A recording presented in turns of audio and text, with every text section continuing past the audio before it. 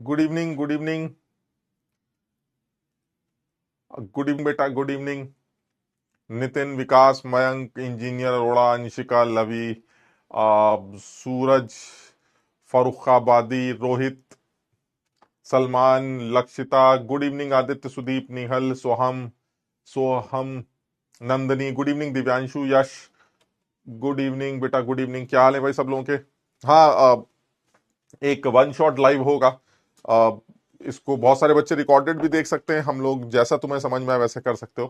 तो हाँ, वो एआईटीएस को लेकर एक चीज थोड़ा सा दिमाग में आ रही है। हालांकि फिर वही वाली बात आती है कि एक दिन की पढ़ाई से कुछ होता नहीं है।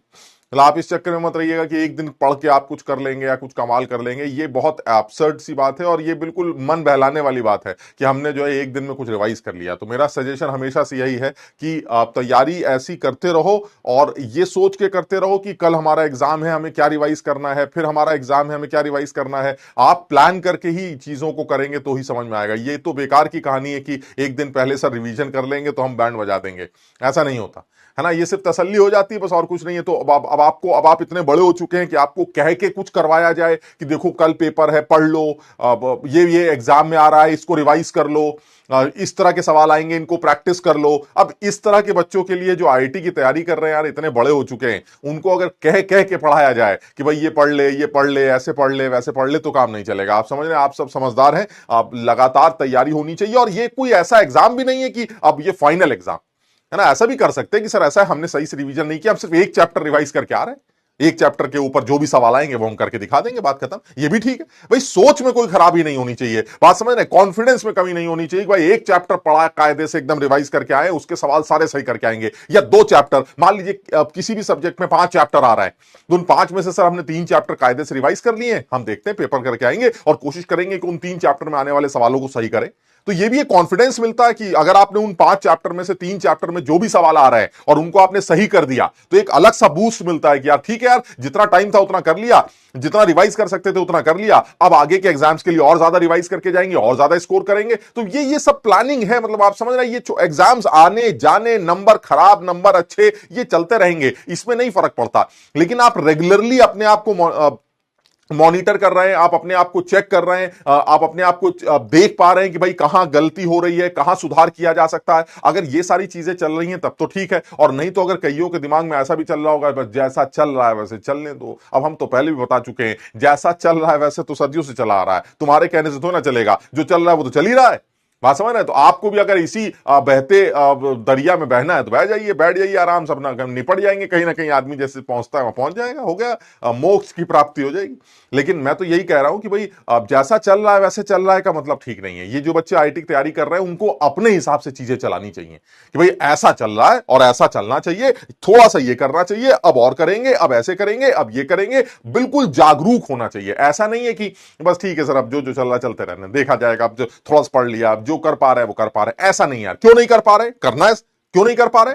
अगर हम रात में और जागना शुरू करेंगे तो और करेंगे। सर हम रात में सोना बंद कर देंगे, बिल्कुल बंद कर देंगे। भाई हमें तो करना है ना, अगर करना है तो फिर करना है। तो ऐसे में जो आदमी जागरूक है, जो अपने आप को देख पा रहा है, अपनी गलतियों को पहचान पा रहा है, जो अपने नंबर्स को एनालाइज कर पा रहा है कि हमारे नंबर कम क्यों आए, हमने कम क्यों किया, हमने ये क्यों नहीं पढ़ा, हमने ये रिवाइज क्यों नहीं किया, हम कर क्यों नहीं पा रहे हैं, जो बच्चा इन सब चीजों का ध्यान देगा, मुझे लगता है ये एआईटीएस तो सिर्फ कहने कहने की बातें हैं। फाइनल जो एग्जाम आपका आने वाला है उस फाइनल एग्जाम में आप पक्का अच्छा करके आएंगे। इसका यह मतलब नहीं है कि इससे बीच में आने वाले एग्जाम्स खराब करोगे तो एग्जाम फाइनल अच्छा होगा ना। लेकिन ये कि हर एग्जाम को जरा समझदारी से दो। अब जैसे अब जो आगे आने वाले टेस्ट होंगे उन टेस्ट को समझदारी से दो कि भाई क्या क्या आ रहा है, और ये कोई आज नहीं पता चलता है। आप मेरी बात समझ रहे हैं? ये कोई आज नहीं बताया जाता है कि क्या क्या आ रहा है, ये हमें पहले से पता होता है। तो जब कई चीजें आपको पहले से पता है तो आप उस हिसाब से अपने प्लान कर सकते हैं। समझ रहे हो ना? एक आदमी कह रहा है सोना कैसे बंद करेंगे? आप सोना कैसे बंद करेंगे? पता नहीं बेटा, हम नहीं, हमें नहीं पता। मतलब पेपर हमें नहीं देना आईआईटी का, आईआईटी का पेपर तुम्हें देना है। तुम अगर सोच पाते हो तो सोच लो, नहीं सोच पाते हो तो रहने दो। हमें क्या पता सोना कैसे बंद करना है। हमने तो ये बोला भाई ऐसा है, अगर तुम्हें लगता है टाइम कम पड़ रहा है तो सोना बंद कर दो, और क्या बोले, खाना बंद कर दो, और क्या बोले। समझो बात को। कहने का मतलब ये हुआ कि आपके हाथ में आपका टाइम है। आपको पता है कि क्या क्या करने से क्या क्या होता है, सिलेक्शन लाने के लिए क्या क्या चीजें आनी चाहिए। आपको लगता है टाइम कम पड़ रहा है, आप टाइम निकालिए, 24 घंटे से ज्यादा आप बढ़ा नहीं सकते तो आप टाइम को चुराना शुरू करिए। अब कहने वाली बात है कि सोना बंद कर दीजिए, खाना बंद कर दीजिए, बट मेरे कहने का मतलब यह नहीं, कहने का मतलब है जितना मैक्सिमम टाइम निकाल सके, एक एक सेकंड जहां जहां आपका गलती से भी वेस्ट हो रहा है आप उसको कवर करिए। यही इसका कहने का मतलब यह है। हालांकि सोना बंद कर दे तो सोना भी बंद कर देते हैं लोग, तुम्हें क्या पता दोस्त, लोग पढ़ाई के पीछे कितना पागल है, तुम्हें क्या पता। पिक्चर देखते वक्त तो सर रात रात भर जाग लेते हैं सर। सर जब दोस्ती यारी होती है, घर में शादी ब्याह होता है तो सर रात रात भर हंसी ठाल के निकलते हैं सर, पता भी नहीं चलता कब चिड़िया बोलने लग गई सुबह सर। लेकिन पढ़ाई के लिए जान निकलती है। अब वही वाली बात आती है ना सर, जो चीज जितनी इंपॉर्टेंस रखोगे, जिस जिस चीज की लाइफ में जितनी ज्यादा इंपॉर्टेंस है, उस काम को करने में बड़ा मजा आता है सर। शादी ब्याह बड़ी अच्छी लगती है, रात भर फिल्में देखेंगे बड़ा अच्छा लगता है सर, कोई नींद भी नहीं आती, मुंह पे पानी मारा, जाग रहा है, मस्त हो रहा है एकदम। लेकिन सर पढ़ाई में दिक्कत आती। तो ठीक है, पढ़ाई अगर इतनी इंपॉर्टेंट नहीं है तो ठीक है, अब ये तो अपनी अपनी बात है, ठीक। चलिए ठीक, आगे बढ़ते हैं। तो हम लास्ट क्लास में वर्क डन कैलकुलेशंस के बारे में बात कर रहे थे, first law of thermodynamics discuss कर रहे थे। अब कुछ सवाल करने के लिए दिए गए थे तो मैं एक आध सवाल लेके आया हूं, एक आध सवाल करे जा सकते हैं। तो अगर मैं एक आध सवालों की बात करूं तो तुम्हें याद होगा ये एक सवाल था जो दिया गया था, इसके आंसर्स का भी अगर मैं तुम्हें बता दूं तो तुम लोग अपने आंसर्स को चेक कर सकते हो। इनके आंसर्स अगर तुम्हें बता दिए जाएं तो तुम इनके आंसर्स भी चेक कर सकते हो। तो मैं तुम्हें इनका आंसर बताता हूं। पहले वाले सवाल का जो ये आंसर था, इसका आंसर में जो पहले वाला वॉल्यूम था, ये तो शायद हम लोगों ने कैलकुलेट किया था। ये जो वॉल्यूम निकल के आया था, ये वॉल्यूम हम लोगों ने कैलकुलेट किया था। The volume was 10 metre cube. Volume हमारा 10 मीटर क्यूब आ रहा था। और साथ ही साथ अगर हमें वर्क डन कैलकुलेट करना था तो जो वर्क डन की वैल्यू, एक्सपेंशन है तो माइनस में ही आएगा, it will be 2333 kilo joule लगभग, कुछ ऐसा वर्क डन निकल के आया था। एक बार जल्दी से चेक करो ये आंसर सही आ रहा है कि नहीं। देखो मैं सॉल्व करना चाहोगे तो सॉल्व करके दिखा दूंगा, बट ये कि तुम ही ने कहा था होमवर्क में रख लीजिएगा तो मैंने इसको होमवर्क में दे दिया था। मुझे ऐसा लगता है ये एक सब्जेक्टिव सवाल है, इसके तीनों पार्ट तुम्हारे मेंस के पेपर या एडवांस के पेपर में, एडवांस में तो आ भी सकते हैं, समझो बात को, लेकिन मेंस के पेपर में तीनों पार्ट नहीं आ सकते।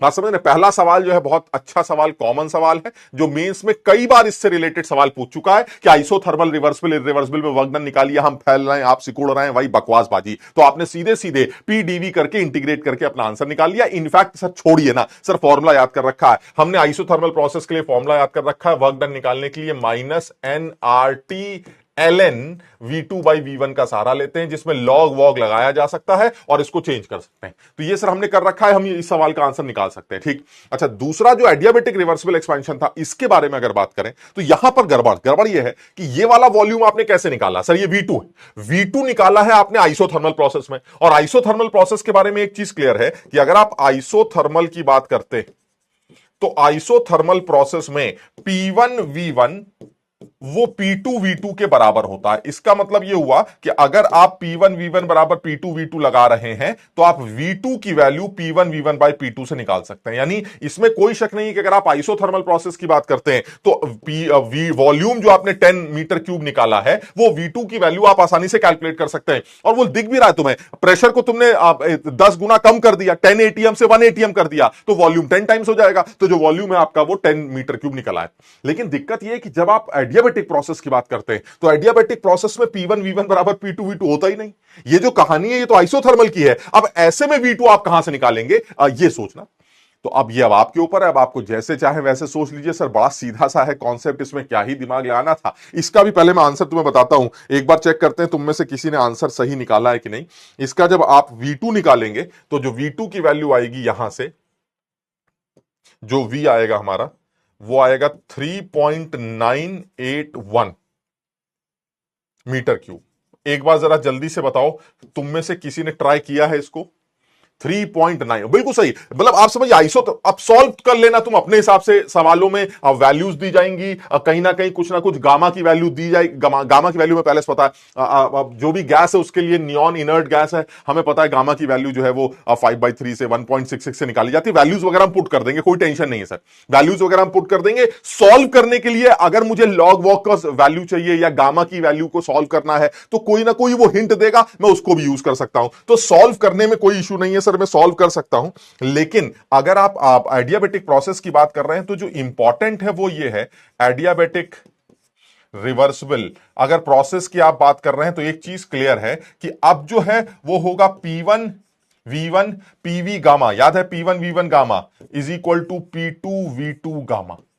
पीवी गामा कांस्टेंट होता है, और अगर पीवी गामा कांस्टेंट है तो यहां से आप V2 कैलकुलेट कर पाएंगे, और ये V2 अब की निकल के आएगा 3.981 मीटर क्यूब। क्लियर? हाँ, लगभग 4 3.981 ऑलमोस्ट 4 निकल के आएगा रफ कैलकुलेशन करके। आपको ऑप्शंस मिलेंगे, उन ऑप्शंस में एक ऑप्शन 4 के करीब होगा, उसे टिक कर सकते हैं। लेकिन अगर मान लीजिए एक से ज्यादा ऑप्शन 4 के करीब हुए तो फिर आपको प्रॉपर तरीके से सॉल्व करना पड़ेगा, जिसकी मदद के लिए कोई ना कोई डेटा साथ में देगा। भाई मुझे लॉग टेबल थोड़ी ना आती है, आप समझ रहे बात को, कोई बच्चा लॉग टेबल याद करके थोड़ा जाएगा, तो उसको सॉल्व करने के लिए किसी ना किसी चीज की वैल्यू की अगर जरूरत पड़ती है तो वो सवाल में दे दी जाएगी, हम सॉल्व कर लेंगे, कोई इशू नहीं। ठीक है ना? तो इससे जो है मेरा आंसर जो है V2। लेकिन तुम समझो, मैं एक्चुअली सवाल को तुम्हें सॉल्व नहीं कर रहा हूं, सिर्फ तुम्हें बता क्या रहा हूं, बता ये रहा हूं कि एक केस में तो गैस जब आप आइसोथर्मल प्रोसेस फॉलो करती है तो P1 V1 बराबर P2 V2 पाथ की इक्वेशन होती है, और एक केस में इक्वेशन होती है PV gamma is equal to constant. वहां PV कांस्टेंट है, यहां PV गामा कांस्टेंट है। तो क्यों? क्योंकि सर गैस तो आइडियल ही है, लेकिन उसका पाथ बदल रहा है, उसका प्रोसेस बदल रहा है, जिसकी वजह से अब वो कौन सी इक्वेशन फॉलो करके हमें नया वॉल्यूम दे रही है वो हमें ध्यान रखना पड़ेगा। और जो फाइनली अगर एडियाबेटिक प्रोसेस के वर्क डन की बात करें तो ऑब्वियस है वर्क डन हम लोगों ने बात की थी, वर्क डन निकालने का। हालांकि एडियाबेटिक प्रोसेस में वर्क डन निकालने के मेरे पास तरीके हैं। एडियाबेटिक प्रोसेस में अगर आप वर्क डन कैलकुलेट करना चाहते हैं तो एडियाबेटिक प्रोसेस में वर्क डन कैलकुलेशन के लिए हमारे पास एक सीधे सीधे तरीका था NCV T2 माइनस T1। एक ये तरीका था जिसको आप और किस तरह से लिख सकते थे, इसको आप लिख सकते थे NR T2 minus T1 upon gamma minus 1। आप इसको ऐसे भी लिख सकते थे अगर याद हो, और नहीं तो आप इसको ऐसे भी लिख सकते थे P final V final minus P initial V initial divided by gamma minus 1। ये दोनों बातें सेम है, आप समझ के देखिएगा, दोनों बातें सेम निकल के आएंगी, क्योंकि NR T2 को आप P2 V2 लिख सकते हैं और NR T1 को आप P1 V1 लिख सकते हैं अपॉन गामा माइनस 1 करके। आप चाहें तो इस रिलेशन को भी यूज कर सकते हैं। किसी भी तरह से ये वर्क डन कैलकुलेट आप एडियाबेटिक प्रोसेस में वर्क डन कैलकुलेशन के लिए इसको इस्तेमाल कर सकते हैं, इसमें कोई शक नहीं। चाहे वो एडियाबेटिक रिवर्सिबल हो, चाहे वो एडियाबेटिक इरिवर्सिबल हो, फर्क सिर्फ कहां आएगा? सिर्फ फर्क ये टेम्परेचर का है मामला। ये सारा जो खेल आप खेल रहे हैं, ये सारा खेल टेम्परेचर का खेला जाएगा। अब इसका मतलब ये हुआ, ये जो सवाल आपको दिया गया था, इस सवाल में एडियाबेटिक प्रोसेस फॉलो किया जा रहा है, एक्सपेंशन फॉलो किया जा रहा है, वर्क डन निकालना है। तो इसका मतलब ये हुआ, सब वर्क डन निकालने के लिए आपको टेम्परेचर की जरूरत पड़ेगी। आप चाहें तो टेम्परेचर का इस्तेमाल करके, टेम्परेचर को यूज करके वर्क डन आप कैलकुलेट कर सकते हैं। आप चाहें तो ऐसे कर लें, और नहीं तो sir P1 V1 P2 V2 minus P1 V1 upon gamma minus 1 करके आप चाहें तो ये भी काम कर सकते हैं। तो वैसे अच्छा तरीका तो यही कि मैं, क्योंकि टेम्परेचर मुझसे निकालने के लिए पूछा जा सकता है, तो मैं टेम्परेचर ही कैलकुलेट कर लेता हूं। तो क्योंकि तुमने V2 निकाल लिया है, तो मेरा सजेशन ये कि अगर आपने V2 वहां निकाल लिया 3.981, तो टेम्परेचर निकालने में कोई इशू नहीं आता। जब V2 यहां से पता चल जाएगा 3.981, तो आप चाहे तो यहीं का टेम्परेचर भी कैलकुलेट कर सकते हैं। टेम्परेचर जो होगा वो होगा P2 V2 अपॉन NR। समझिएगा, आप टेम्परेचर भी कैलकुलेट कर सकते हैं, और मैं बता रहा हूं ये जो टेम्परेचर निकल के आएगा ये भी मुझे कैलकुलेट करके पता है, और ये कैलकुलेशन 108.8 केल्विन की आएगी। कोई पर्पस है, मैं तुम्हें दिखाता हूं मैंने क्यों ये टेम्परेचर निकाला। 108.8 केल्विन, और एक बार ये टेम्परेचर पता चल जाएगा तो ये टेम्परेचर उठाते ही सर यहां पुट कर दीजिएगा, आपको वर्क डन मिल जाएगा। कोई टेंशन नहीं है, फटाफट इसकी वर्क डन कैलकुलेट करते हैं, और ये वर्क डन की वैल्यू निकल के आने वाली है 914.1, 914 माइनस 914.1 किलो जूल। किसी ने निकाला था ये? शाबाश। गामा कैसे निकालने? देखो, गंदी गंदी बातें मत करो, ये सब बेकार की बातें मत करो। हमने सीधे सीधे बोला है नियॉन गैस मोनोएटॉमिक गैस है, इनर्ट गैस है। मोनोएटॉमिक गैस का गामा 5/3 होता है। अब याद ही नहीं करोगे तो बिल्कुल ही लल्लू हो। याद रखना पड़ेगा। आप समझिए, हमने कल भी बात हुई थी हमारी, आप फार्टिंग करके, फार्टिंग मतलब वो नफरत करके गामा CPCV निकालना जानते हैं, निकाल लीजिए, मुझे कोई फर्क नहीं पड़ता। मैं तो सिर्फ इतना बताना चाह रहा हूं कि डिग्री ऑफ फ्रीडम को यूज करके CPCV की कैलकुलेशन की जाती है। वो CPCV मैंने याद कर रखी है, बस इतनी सी बात याद करनी, बात समझ रहे हैं?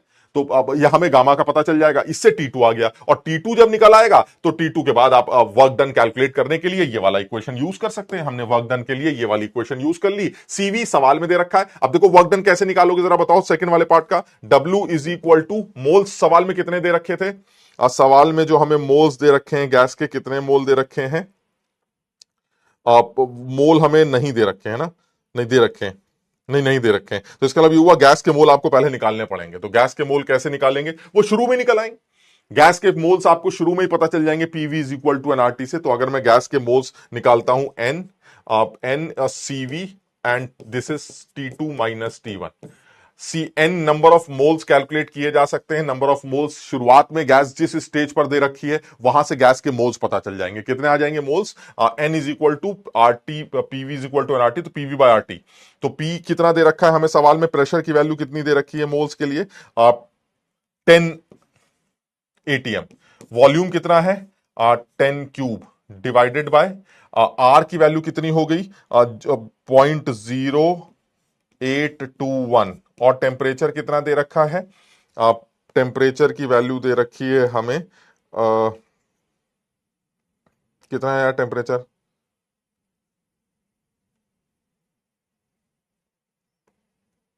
ये वॉल्यूम समझ में आ रहा है ना, ये लीटर में ही है सब कुछ। प्रेशर हमें जो दे रखा है वो कितना दे रखा है, प्रेशर हमें 10 दे रखा है ना। वॉल्यूम हमें 1 मीटर क्यूब दे रखा है। 1 मीटर क्यूब में कितने लीटर, 1 मीटर क्यूब मतलब इतने लीटर, ये इतने लीटर। तो इसका मतलब ये हुआ मैंने पीवी अपॉन आरटी कर दिया, और टेम्परेचर मुझे शुरू में कितना दे रखा है 273। इसको सॉल्व करेंगे तो जो मोल्स निकल के आएंगे वो मोल्स 446 आ जाएंगे, 446 मोल्स। यानी मुझे मोल्स की जरूरत थी, वो मैंने शुरू में ही मोल्स कैलकुलेट कर लिए, ठीक है ना। तो और मुझे मोल्स पहले भी चाहिए थे, मैंने वहां ध्यान नहीं दिया। मुझे मोल्स तो यहां पर भी चाहिए होंगे, जिन लोगों ने यहां वर्क डन निकाला है आइसोथर्मल का, मोल्स तो वहां भी चाहिए होंगे, है ना। तो आप वहां पर भी मोल्स, और नहीं तो मोल्स की जगह पीवी भी लिख सकते थे, जैसे चाहे वैसे कर लीजिए। मोल्स की जगह मोल्स नहीं रखने, मतलब कि आप पीवी एनआरटी की जगह PV LN V2 by V1 करके भी आंसर निकाल सकते हैं। लेकिन यहां पर मुझे मोल्स चाहिए, तो अगर मुझे यहां पर मोल्स चाहिए तो मैंने मोल्स की वैल्यू यहां से कैलकुलेट की। सीवी की वैल्यू सवाल में दे रखी है, मोनोटॉमिक गैस है, सवाल में सी 3/2R कुछ करके, हाँ 3/2R करके दे रखा है। T2 तुमने अभी निकाल लिया, तो सारे वैल्यूज बताओ जरा, वैल्यू क्या आएगा वर्क डन का। मोल्स आ गया 446 इंटू सीवी की value 3/2 into R, that is 8.314 joule में चाहिए, इंटू T2 की वैल्यू अभी तुमने बताई थी। T2 की वैल्यू कितनी निकल के आ रही थी सेकंड वाले केस में 108.8, यानी दिस इज 108.8 माइनस T1 कितना था 273 केल्विन। इसको सॉल्व करके आपका आंसर ये जूल में निकल आएगा। आप चाहें तो इसको किलो जूल में कन्वर्ट कर सकते हैं, और जब आप इसको करेंगे तो सॉल्व करके ये वर्क डन आपका -914.1 निकल के आएगा। एक बार जरा सब लोग देख लें, जरा जल्दी से चेक करके।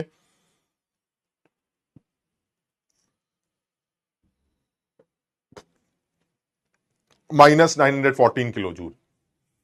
मतलब आज समझ रहे, इसमें आप मेन प्रोसेस में समझो बात को। मतलब ये सवाल कराने का पर्पस ये नहीं है कि आप कैलकुलेशन करने जा रहे हैं, इस सवाल में कैलकुलेशन नहीं करना जा रहा है, बिल्कुल सीधे सीधे बात कर रहा हूं कि आपने आइसोथर्मल प्रोसेस किया, उसका वर्क डन निकाला। मतलब अगर मैं इस सवाल को फिर से देखूं तो मुझे जो समझ में आ रहा है वो ये आ रहा है कि इस सवाल में सिर्फ एक ही काम करना था। अगर आइसोथर्मल प्रोसेस है, अगर आइसोथर्मल प्रोसेस है तो आइसोथर्मल रिवर्सिबल में वर्क डन निकालने के लिए आपको -nRT ln V2 by V1 का सहारा लेना था। अब आप सवाल में देख लीजिए आपको क्या क्या दे रखा है। नंबर ऑफ मोल्स मैंने कैलकुलेट कर लिए, नंबर ऑफ मोल्स की वैल्यू PV बाई RT से निकाली जा सकती। सब कुछ सवाल में दे रखा था। इनिशियल जो प्रेशर है वो हमें 10 ATM दे रखा था। वॉल्यूम हमें 1 मीटर क्यूब दे रखा है, जिसको लीटर में 10 क्यूब रख सकते हैं। डिवाइडेड बाय R की वैल्यू 0.0821 रख सकते हैं, और टेम्परेचर 273 दिया गया था। इसको सॉल्व करके मोल्स आ जाएंगे 446 मोल्स के आसपास। चलिए ठीक है,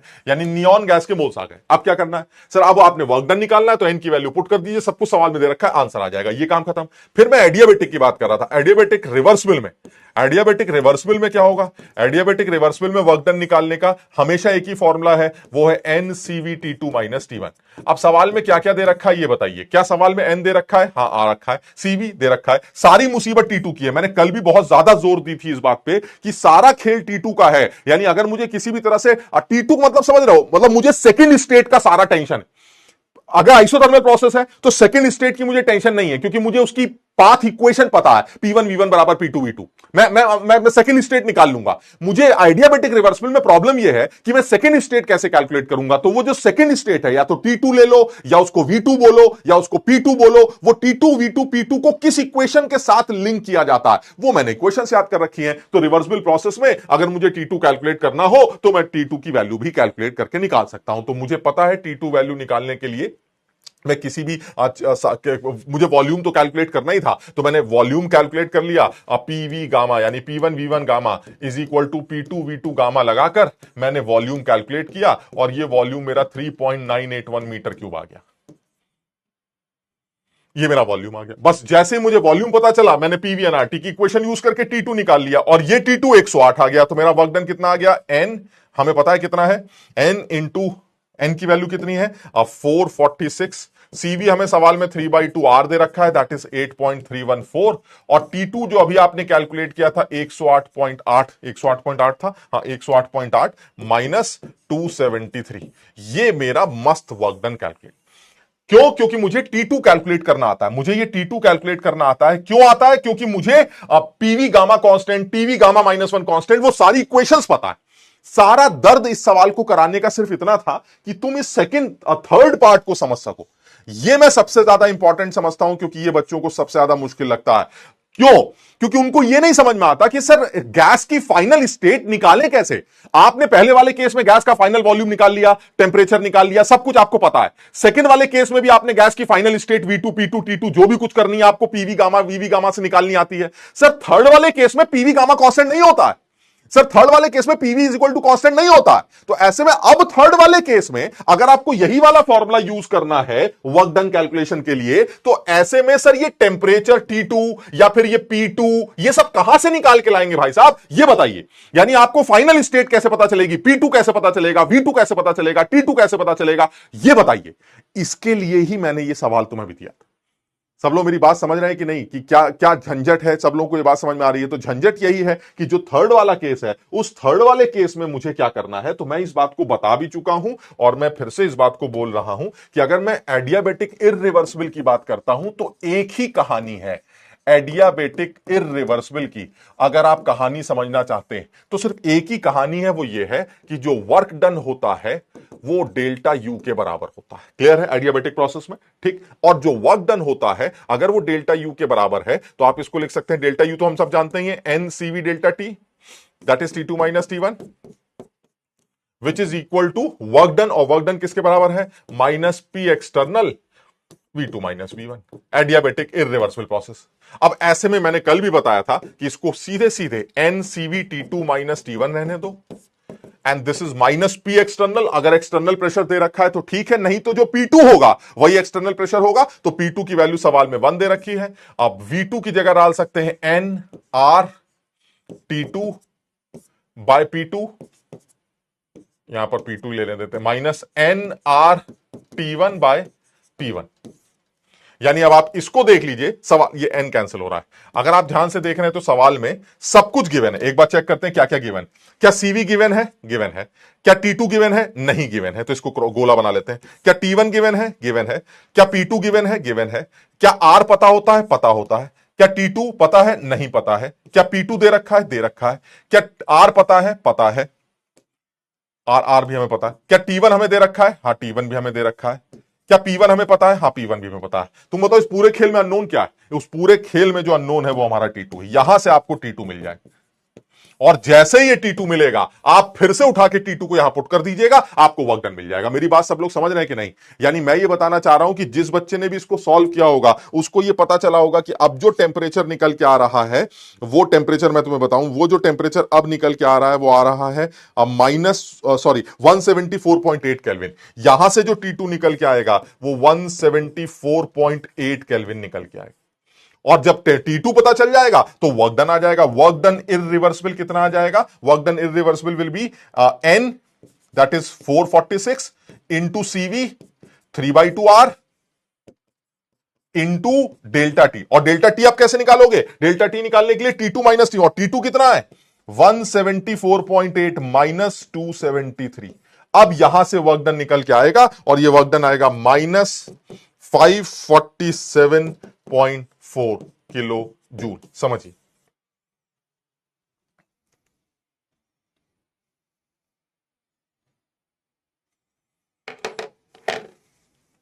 समझो।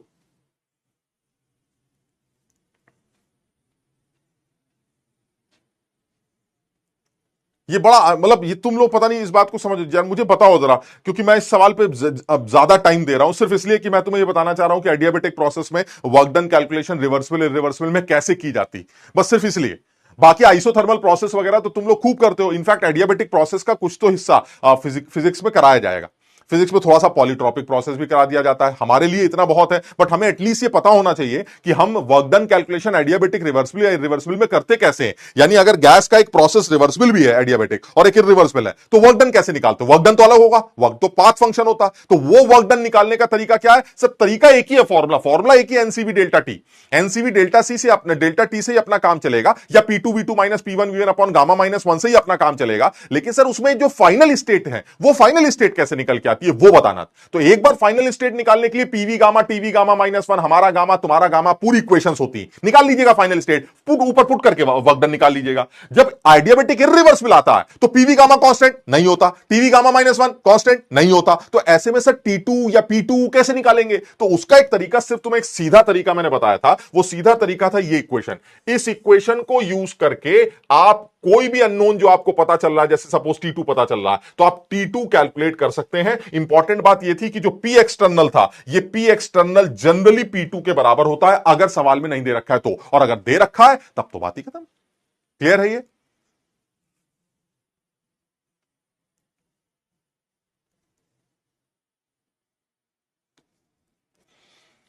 ये फास्ट मत बोलो यार, ये सब कल डिस्कस कर चुके हैं भाई, मैं तो आज नया टॉपिक स्टार्ट करने जा रहा हूं। ये तो सिर्फ इसलिए करा रहा हूं बिकॉज मुझे ऐसा लगता है ये इंपॉर्टेंट है। इसको छोड़कर आगे बढ़ना मजा नहीं आएगा, बिकॉज फिजिक्स वाले बाकी सब करा देते हैं।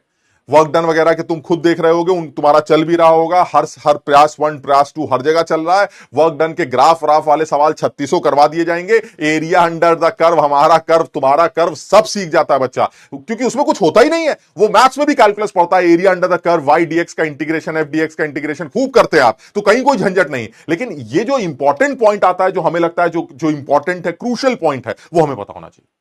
क्लियर है?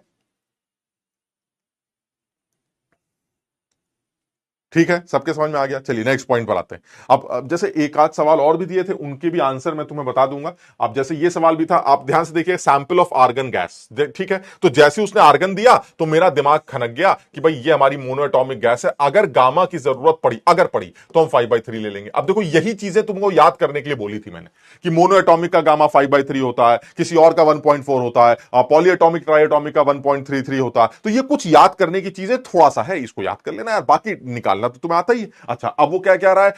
इनिशियल प्रेशर दे रखा है, इनिशियल टेम्परेचर दे रखा है, और रिवर्सिबल प्रोसेस है एडियाबेटिक। मैंने कहा बस बस, मुझे टेंशन ही मेरी खत्म हो गई। मैंने कहा तुम्हें जो पूछना तुम पूछ लेना यार, इसमें एंट्रोपी कैलकुलेशन, इंथैल्पी, हमारी तुम्हारी जो बकवास करनी तुम कर लेना, मुझे कोई टेंशन नहीं है। क्यों? क्योंकि सर आपने बड़ा सीधा एडियाबेटिक रिवर्सिबल वर्ड यूज किया, और रिवर्सिबल वर्ड में मुझे परेशानी इसलिए नहीं होती क्योंकि बहुत कुछ मुझे पता होता, बहुत सारी चीजें मुझे पता होती हैं। इन तमाम चीजों में से कुछ भी यूज करके मैं गैस की फाइनल स्टेट या सेकेंड स्टेट कैलकुलेट करके सब कैलकुलेट कर सकता हूं। आप देखिए क्या निकालना है? Enthalpy change. हमें इंथैल्पी चेंज कैलकुलेट करना है प्रोसेस का, तो मुझे एक चीज पता चल गई, अगर आपको इंथैल्पी चेंज कैलकुलेट करना है तो दिस इंथैल्पी चेंज जो हमारा निकल के आएगा वो आएगा एनसीपी डेल्टा टी। बस अब बताइए क्या झंझट है? एन एन झंझट है क्या? एन कोई झंझट है? नहीं सर, एन की क्या झंझट है? एन दे रखा है सर 1 मोल तो नहीं दे रखा है, तो सर निकाल लेंगे। प्रेशर दे रखा है, अब टेम्परेचर दे रखा है, और इनिशियल वॉल्यूम दे रखा है। Sir PV is equal to nRT करके आप मोल्स कैलकुलेट कर लेंगे। समझ में आ रही मेरी बात? बिल्कुल मोल्स कैलकुलेट कर लेंगे। सीपी को टेंशन है सर, टेंशन क्या है? सवाल में दे रखी है, सीपी की क्या tension? CP delta T tension है सर, सारा खेल डेल्टा टी का है, क्योंकि delta T is T2 minus T1। इसमें क्या टेंशन है यार, टी दे तो रखा है सर, ये T1 है, मुझे T2 चाहिए, अरे तो यहां से निकाल लेना टीवी गामा। नहीं निकाल सकते सर, क्योंकि ये इक्वेशंस अप्लाई नहीं कर सकते। क्यों नहीं कर सकते? क्योंकि ये अब रिवर्सिबल, अगर प्रोसेस होगा तो अप्लाई कर सकते हैं, हर जगह नहीं कर सकते हैं। तो पहली बात तो सर खुशी इसी बात की कि एडियाबेटिक रिवर्सिबल है, तो हम अप्लाई करके टी निकाल लेंगे और टी को यहां पुट कर देंगे, खत्म हो गया। बात समझ लो, कैलकुलेशन ही तो है, बाकी तो कोई झंझट ही नहीं है। आप इसको कैलकुलेट करेंगे तो जिन बच्चों ने किया होगा, उन बच्चों के लिए बोल रहा हूं मैं, जिन बच्चों ने भी किया होगा उनका आंसर जो आना चाहिए वो आना चाहिए। पहली बात तो जो मोल्स निकल के आएंगे, अगर वो सही से कैलकुलेट करोगे तो 0.05 मोल्स आएंगे। तो सबसे पहले तो ये देख लो, मोल्स जो निकल के आएंगे वो 0.05 आएंगे। जो नया फाइनल टेम्परेचर आएगा टीवी गामा पीवी गामा जो भी कुछ लगाने के बाद आएगा, वो 188 आएगा, 188.55 केल्विन। और जो आंसर आएगा इंथैल्पी चेंज का, वो इंथैल्पी चेंज जो आएगा वो हमारा आंसर होगा, and that will be -11-5.87 joule. ये आंसर दे।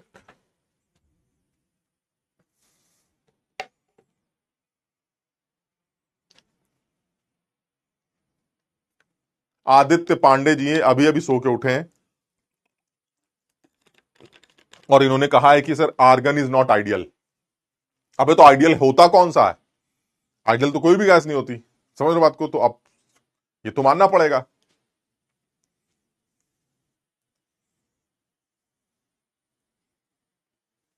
क्लियर है? सीपी दे रखा है तो इसमें सोचने की जरूरत ही नहीं है। अगर सीपी दे रहा, मैं कौन सा सीपी माइनस सीवी करके सीवी निकाल रहा हूं? CP minus CV is equal to R मैं यूज ही नहीं कर रहा हूं। सीपी दे रखा है, एंथैल्पी चेंज इज सीपीडीटी। इसमें कोई दिमाग नहीं। हर जैसे अगर मैं बात करूं, इस बात को भी सब लोग ध्यान रखेंगे कि अगर मान लीजिए इंटरनल एनर्जी चेंज की बात करते हैं, तो internal energy change ideal gases के लिए मैंने बोला था, मैं फिर वही वाली बात बोल रहा हूं, अगर टेम्परेचर कांस्टेंट है तो इंटरनल एनर्जी चेंज हमारा जीरो लिया जाता है।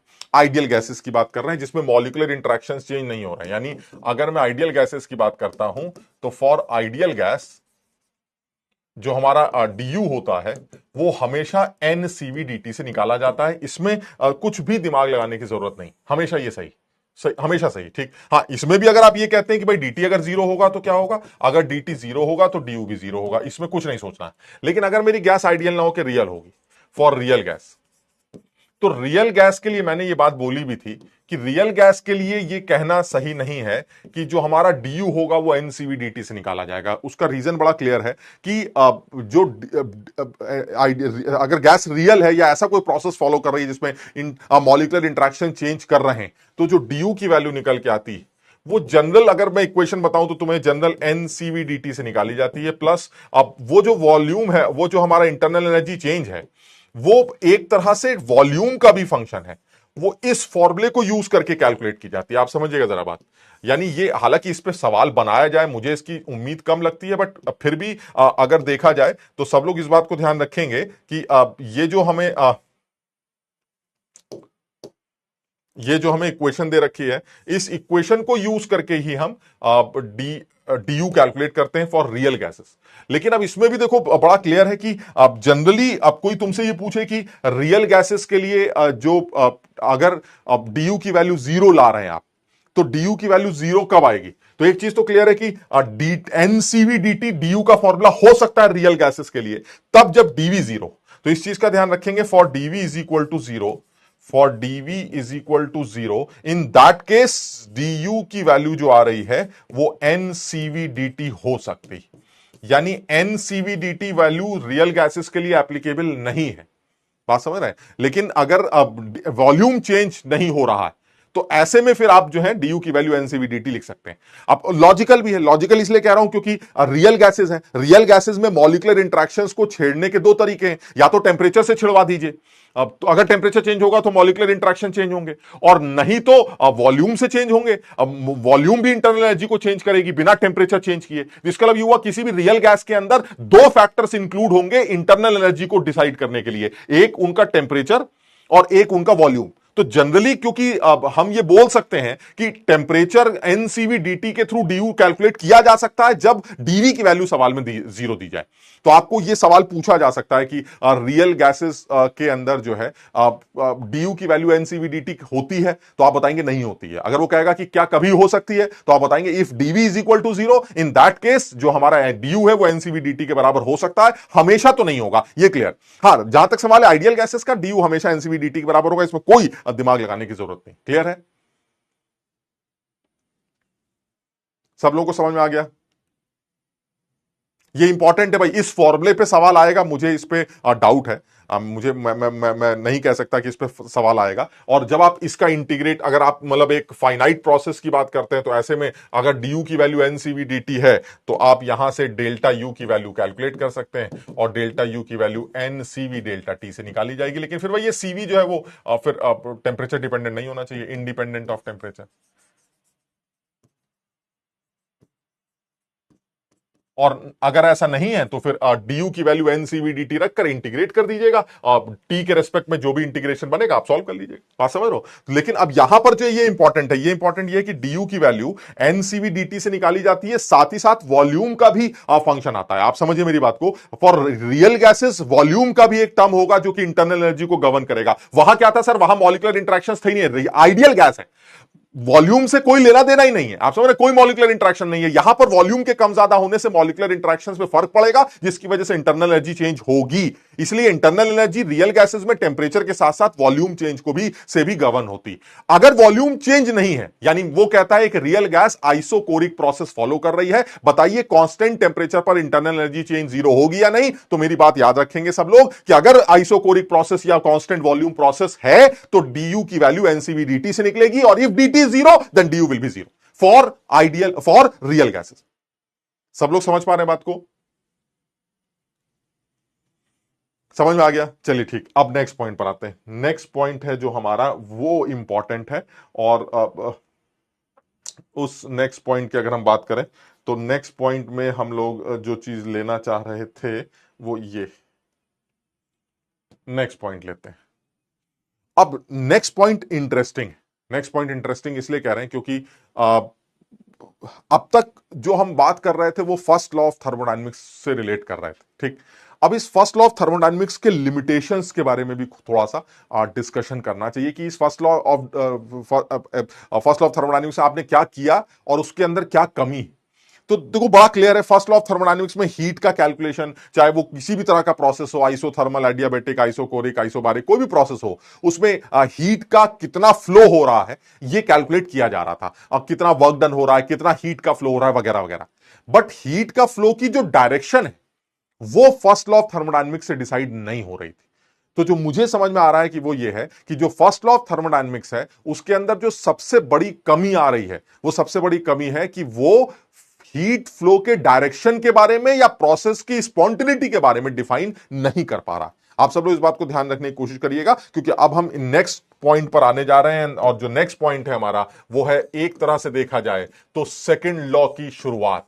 अब हम सेकंड लॉ ऑफ थर्मोडायनेमिक्स की बात करना चाह रहे हैं, और ये सेकंड लॉ ऑफ थर्मोडायनेमिक्स का जो मेन काम है वो ये है कि वो एक्चुअली हीट फ्लो के डायरेक्शन की बात करता है। Direction of heat flow, direction of heat flow. यानी अगर थोड़ा सा समझने की कोशिश करें तो सेकंड लॉ ऑफ थर्मोडायनेमिक्स आपको बहुत ज्यादा यह समझाने की कोशिश करता है कि आपका हीट फ्लो की डायरेक्शन क्या। समझ रहे बात को? अरे भाई डाउट्स अभी देख लेंगे, जरा एक मिनट रुक जाओ। D is equal to nCV d, हाँ सही है। सर प्लीज हम लोगों को आप प्लीज जहां यूनिट कन्वर्जन वाले कैलकुलेशंस होते हैं वो हम लोग को आप करके दिखाया कीजिए प्लीज, डायरेक्ट आंसर मत लिखा कीजिए। अब नहीं, यूनिट कन्वर्जन वाले कोई सवाल नहीं होते बेटा। यूनिट कन्वर्जन वाले जो सवाल है वो तो वही मीटर क्यूब और लीटर वाले हैं बेटा। तो मीटर क्यूब लीटर तो तुम बचपन से कन्वर्ट करते चले आ रहे हो, इसमें तो कुछ बड़ी बात नहीं है। चलिए ठीक, ठीक है। तो यहां से अगर मैं हीट फ्लो के डायरेक्शन की बात करूं तो second law of thermodynamics heat flow के डायरेक्शन को रिप्रेजेंट करता। अब देखो मैं तुम्हें समझाता हूं। अगर मान लो सब लोग अब एक बार आराम से ध्यान से समझना जरा। अगर मान लो मैं यहां पर कोई आइसक्रीम लेके आ गया है ना, तो तुम सब ये जानते हो कि ये आइसक्रीम जो है वो मेल्ट कर जाएगी। तो अगर ये कहा जाए कि ये बताइए बाहर का टेम्परेचर अगर दे दिया जाए और आइसक्रीम का टेम्परेचर दे दिया जाए, तो क्या आप ये बता सकते हैं कि कितनी हीट का फ्लो हुआ?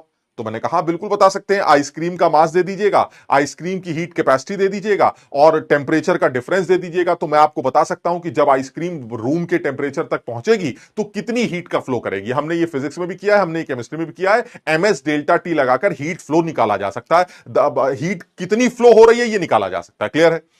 ये समझ में आ रही बात? लेकिन क्यों हो रही है ये इशू है। आप समझिए, फर्स्ट लॉ ऑफ थर्मोडायनेमिक्स की अगर आप लिमिटेशंस की बात करें तो ये लिमिटेशंस की ही सारी कहानी है। Limitations of first law of thermodynamics की अगर आप लिमिटेशन की बात करें तो ये सबसे पहली लिमिटेशन यही है कि उसको ये नहीं समझ में आ रहा है कि वाई, समझो बात को, वाई की बात कर रहा हूं, why ice melts at temperature greater than 0 degree. समझ नहीं पा रहे हैं, उनको ये समझ में आ रहा है कि हमारी आंखों के सामने आइसक्रीम पिघल रही, उनको ये बात समझ में आ रही है कि उनकी आंखों के सामने से आइसक्रीम पिघल रही है, लेकिन क्यों पिघल रही है ये उनको समझ में नहीं आ रहा है। समझ रहे बात को? दूसरी बात, ऐसा भी उनके दिमाग में आ सकता है कि why water boils at temperature greater than 100 degree centigrade. समझिए बात को, मतलब वो समझ रहे हैं इस बात को कि 100 डिग्री के ऊपर अगर कोई टेम्परेचर रख दिया जाए और उसके अंदर पानी भर दिया जाए, जैसे भट्टी के अंदर पानी रख दोगे तो बुलबुल करके वो उबलने लगेगा। उनको समझ में सारी बातें आ रही हैं क्योंकि वो सब उनको दिख रहा है, लेकिन उनको ये नहीं समझ में आ रहा है कि ऐसा हो क्यों रहा है। आप समझ रहे हैं? उनको यह बात समझ में नहीं आ रही है कि ऐसा हो क्यों रहा है। वो इस चीज को बिल्कुल नहीं समझ पा रहे हैं। अगर उन्होंने दो गैसेस को मिक्स कर दिया तो वो मिक्सिंग हो रही है, वो उनको दिखाई दे रही है। इंटरमिक्सिंग ऑफ गैस, ये भी उनको दिखाई दे रहा है। उनको तमाम चीजें अपनी आंखों के सामने होती हुई दिखाई दे रही हैं, लेकिन वो इस बात को नहीं समझ पा रहे हैं कि ऐसा हो क्यों रहा है। आप समझ रहे हैं? और ये सब तुम समझ ही रहे होगे कि ये सब वो प्रोसेस है। आप ऐसे भी कर सकते हैं कि इंक स्प्रेड इन वाटर। उनको यह भी समझ में आ रहा है कि जब इंक को पानी में डाला जाता है तो वो पूरा पानी को ऐसे करके नीला कर देती है। सब उनकी आंखों के सामने हो रहा है ये वो सब। और मैं एग्जाम्पल जानबूझ के ऐसे तुम्हें दिखा रहा हूं जो एग्जाम्पल तुम्हें पता है। मतलब मैं कोई नायाब एग्जाम्पल नहीं दिखा रहा हूं कि कुछ कमाल होने जा रहा है। और एग्जाम्पल ले सकते हैं। मान लीजिए एक एग्जाम्पल और ले लेते हैं कि heat flow from hotter body to cold body. ये सब उनको समझ में आता है, बट इन सारी बातों को फर्स्ट लॉ एक्सप्लेन नहीं कर पा रहा है। और इसी वजह से यह कहा जा रहा है कि किसी भी प्रोसेस को जो हो रहा है आपके सामने, उसको एक्सप्लेन कैसे किया जाएगा, और इस एक्सप्लेन करने को कहां से समझा जाएगा? Second law of thermodynamics. सब लोग पहले बताओ, बात समझ रहे हो कि नहीं? सब लोगों को ये वाली बात समझ में आ रही है कि क्या कहा जा रहा है? यानी बहुत सीधी सी कहानी है, बहुत सीधी सी बात कर रहे हैं। फर्स्ट लॉ ऑफ थर्मोडायनेमिक्स हमें यह बताता है कि एक हॉट बॉडी से कोल्ड बॉडी की तरफ हीट गई अगर, तो कितनी गई। बात समझ रहे हैं? अगर आइस मेल्ट हो रही है तो कितनी हीट लेकर मेल्ट हो रही है। अगर आइस का टेम्परेचर 0 डिग्री से 50 डिग्री हो गया पिघलने के बाद, तो कितनी हीट उसने खाई। ये सब कौन बताता है? First law. लेकिन वो ये नहीं बताता कि ऐसा कर क्यों रहे हैं आप। यानी जो क्वांटिटेटिव एनालिसिस है वो तो फर्स्ट लॉ बताती है, बट जो क्वालिटेटिव एनालिसिस है, जो कि रीजन है इस प्रोसेस का, वो हमें सेकंड लॉ नहीं समझा पाता। यानी मैं ये बताना चाह रहा हूं कि ये जो सारी चीजें हैं, ये सारी चीजें एक्सप्लेन अगर आप करनी है, और तुम सब लोग मानते होगे दे ऑल आर स्पॉन्टेनियस। ये जो भी कुछ हो रहा है ये मेरे कहने से नहीं हो रहा है। स्पॉन्टेनियस मतलब अकरिंग इट्स ओन, जो अपने आप हो रहा है। क्या आइस 0 डिग्री पर ऊपर, अगर किसी भी जगह का एनवायरमेंट 0 डिग्री के ऊपर है और आप बर्फ को यहां रख दें तो वो अपने आप पिघल जाएगी या मेरे कहने से पिघलेगी? सर वो अपने आप पिघलेगी। अगर आप पानी को यहां छोड़ दें तो पानी अपने आप जमीन में उड़ जाएगा या मेरे कहने से उड़ेगा? सर वो अपने आप उड़ेगा। यानी इन सब चीजों को एक्सप्लेन कर पाने के लिए आपको एक नए चीज की जरूरत है, that is second law of thermodynamics. तो मैं अब यहीं से इस बात को समझने की कोशिश करता हूं कि ये कैसे प्रूफ करेंगे या ये कैसे एक्सप्लेन करेंगे कि ये सारी चीजें हमारी आंखों के सामने जो हो रही हैं, इनको आप एक्सप्लेन करने के लिए ये नया लॉ जो लेके आए, इस लॉ को कैसे इनकॉर्पोरेट करेंगे इन सारी बातों को एक्सप्लेन करने की। तो अब देखो, ऐसा बहुत तसल्ली से समझने की कोशिश करते हैं और सब लोग इसको बहुत ध्यान से भी सुनेंगे। जब लोगों के सामने ये तकलीफ आई कि भाई आइस जब मेल्ट करती है तो कितनी हीट लेती है, तो ये हम कैलकुलेट कर सकते हैं। लेकिन जब ये पूछा जाता है कि आइस मेल्ट ही क्यों कर रही है, चाय ठंडी क्यों हो रही है, गरम टुकड़ा ठंडे टुकड़े को गरम क्यों कर देता है, अब समझ ना, जब इस तरह के सवाल आए क्यों वाले, तो लोगों ने सोचना शुरू किया और उनमें से बहुत सारे लोग साइंटिस्ट सामने आए और उन्होंने यह कहा कि छोड़िए सर, कहां इतने सिंपल बात को आप मुश्किल कर रहे हैं, हम आपको बताते हैं कि क्या रीजन था ये किसी भी चीज के होने का। तो लोगों ने पूछा भाई जरा बताइए आप क्या कहना चाह रहे हैं। तो जो क्राइटेरिया दिया गया स्पॉन्टेनिटी का, यानी जो स्पॉन्टेनियस प्रोसेस का क्राइटेरिया दिया गया, उस क्राइटेरिया में जो क्राइटेरिया दिए गए, क्राइटेरियन फॉर स्पॉन्टेनियस प्रोसेस, तो जो साइंटिस्ट देने लगे स्पॉन्टेनियस प्रोसेस को, अगर मैं ध्यान में रखूं तो स्पॉन्टेनियस प्रोसेस को ध्यान में रखते हुए जो क्राइटेरिया दिया गया, उसका पहला क्राइटेरिया बनाया गया एनर्जी ऑफ प्रोसेस, यानी जो हो रहा है उसकी एनर्जी। तो लोगों ने पूछा भाई कहना क्या चाह रहे हो, जो हो रहा है उसकी एनर्जी, इसका क्या मतलब होता है। उन्होंने कहा देखिए ऐसा है, आप बेकार में इतना दिमाग लगा रहे हैं, ये तो सदियों से चला आ रहा है कि अगर कोई प्रोसेस एंडोथर्मिक है, अगर कोई प्रोसेस एंडोथर्मिक है तो इसका मतलब उसको होने के लिए एनर्जी चाहिए। हमने कहा तो कह रहे फिर वो क्यों होगा। अरे भाई जब जिसको उसको होने के लिए अगर एनर्जी चाहिए तो वो क्या बोलेगा, वो कहेगा भाई मैं नहीं हो रहा, मुझे नहीं होना ये प्रोसेस, अगर करना चाहते हो तो एनर्जी दो वरना भाड़ में जाओ। इसका मतलब ये हुआ लोगों ने, बहुत सारे साइंटिस्ट ने इकट्ठा होकर डिसाइड किया कि जो प्रोसेस एंडोथर्मिक होंगे वो नॉन स्पॉन्टेनियस बोले जाएंगे, नॉन स्पॉन्टेनियस। और जो हमारे प्रोसेस एक्सोथर्मिक होंगे, यानी ऐसे प्रोसेस जो एनर्जी रिलीज करते होंगे, ऐसे प्रोसेस एक्सोथर्मिक होंगे और वो हमारे स्पॉन्टेनियस की कैटेगरी में आए। तो लोगों ने कहा वाह यार ये तो मजा आ गया, यानी जिस साइंटिस्ट ने या जिन साइंटिस्ट की टोली ने ये कैलकुलेट करके दिया या ये नतीजा निकाल के दिया कि एंडोथर्मिक प्रोसेस आर स्पॉन्टेनियस और नॉन स्पॉन्टेनियस, वो अपने आप नहीं हो सकते, अगर आप उनको कराना चाहते हैं तो आपको एनर्जी देनी पड़ेगी। और जो नॉन स्पॉन्टेनियस प्रोसेस, जो स्पॉन्टेनियस प्रोसेस है वो होंगे जो होते वक्त एनर्जी रिलीज करते हैं, यानी वो हो रहे हैं और अपनी एनर्जी रिलीज कर रहे हैं, तो वो स्पॉन्टेनियस हो।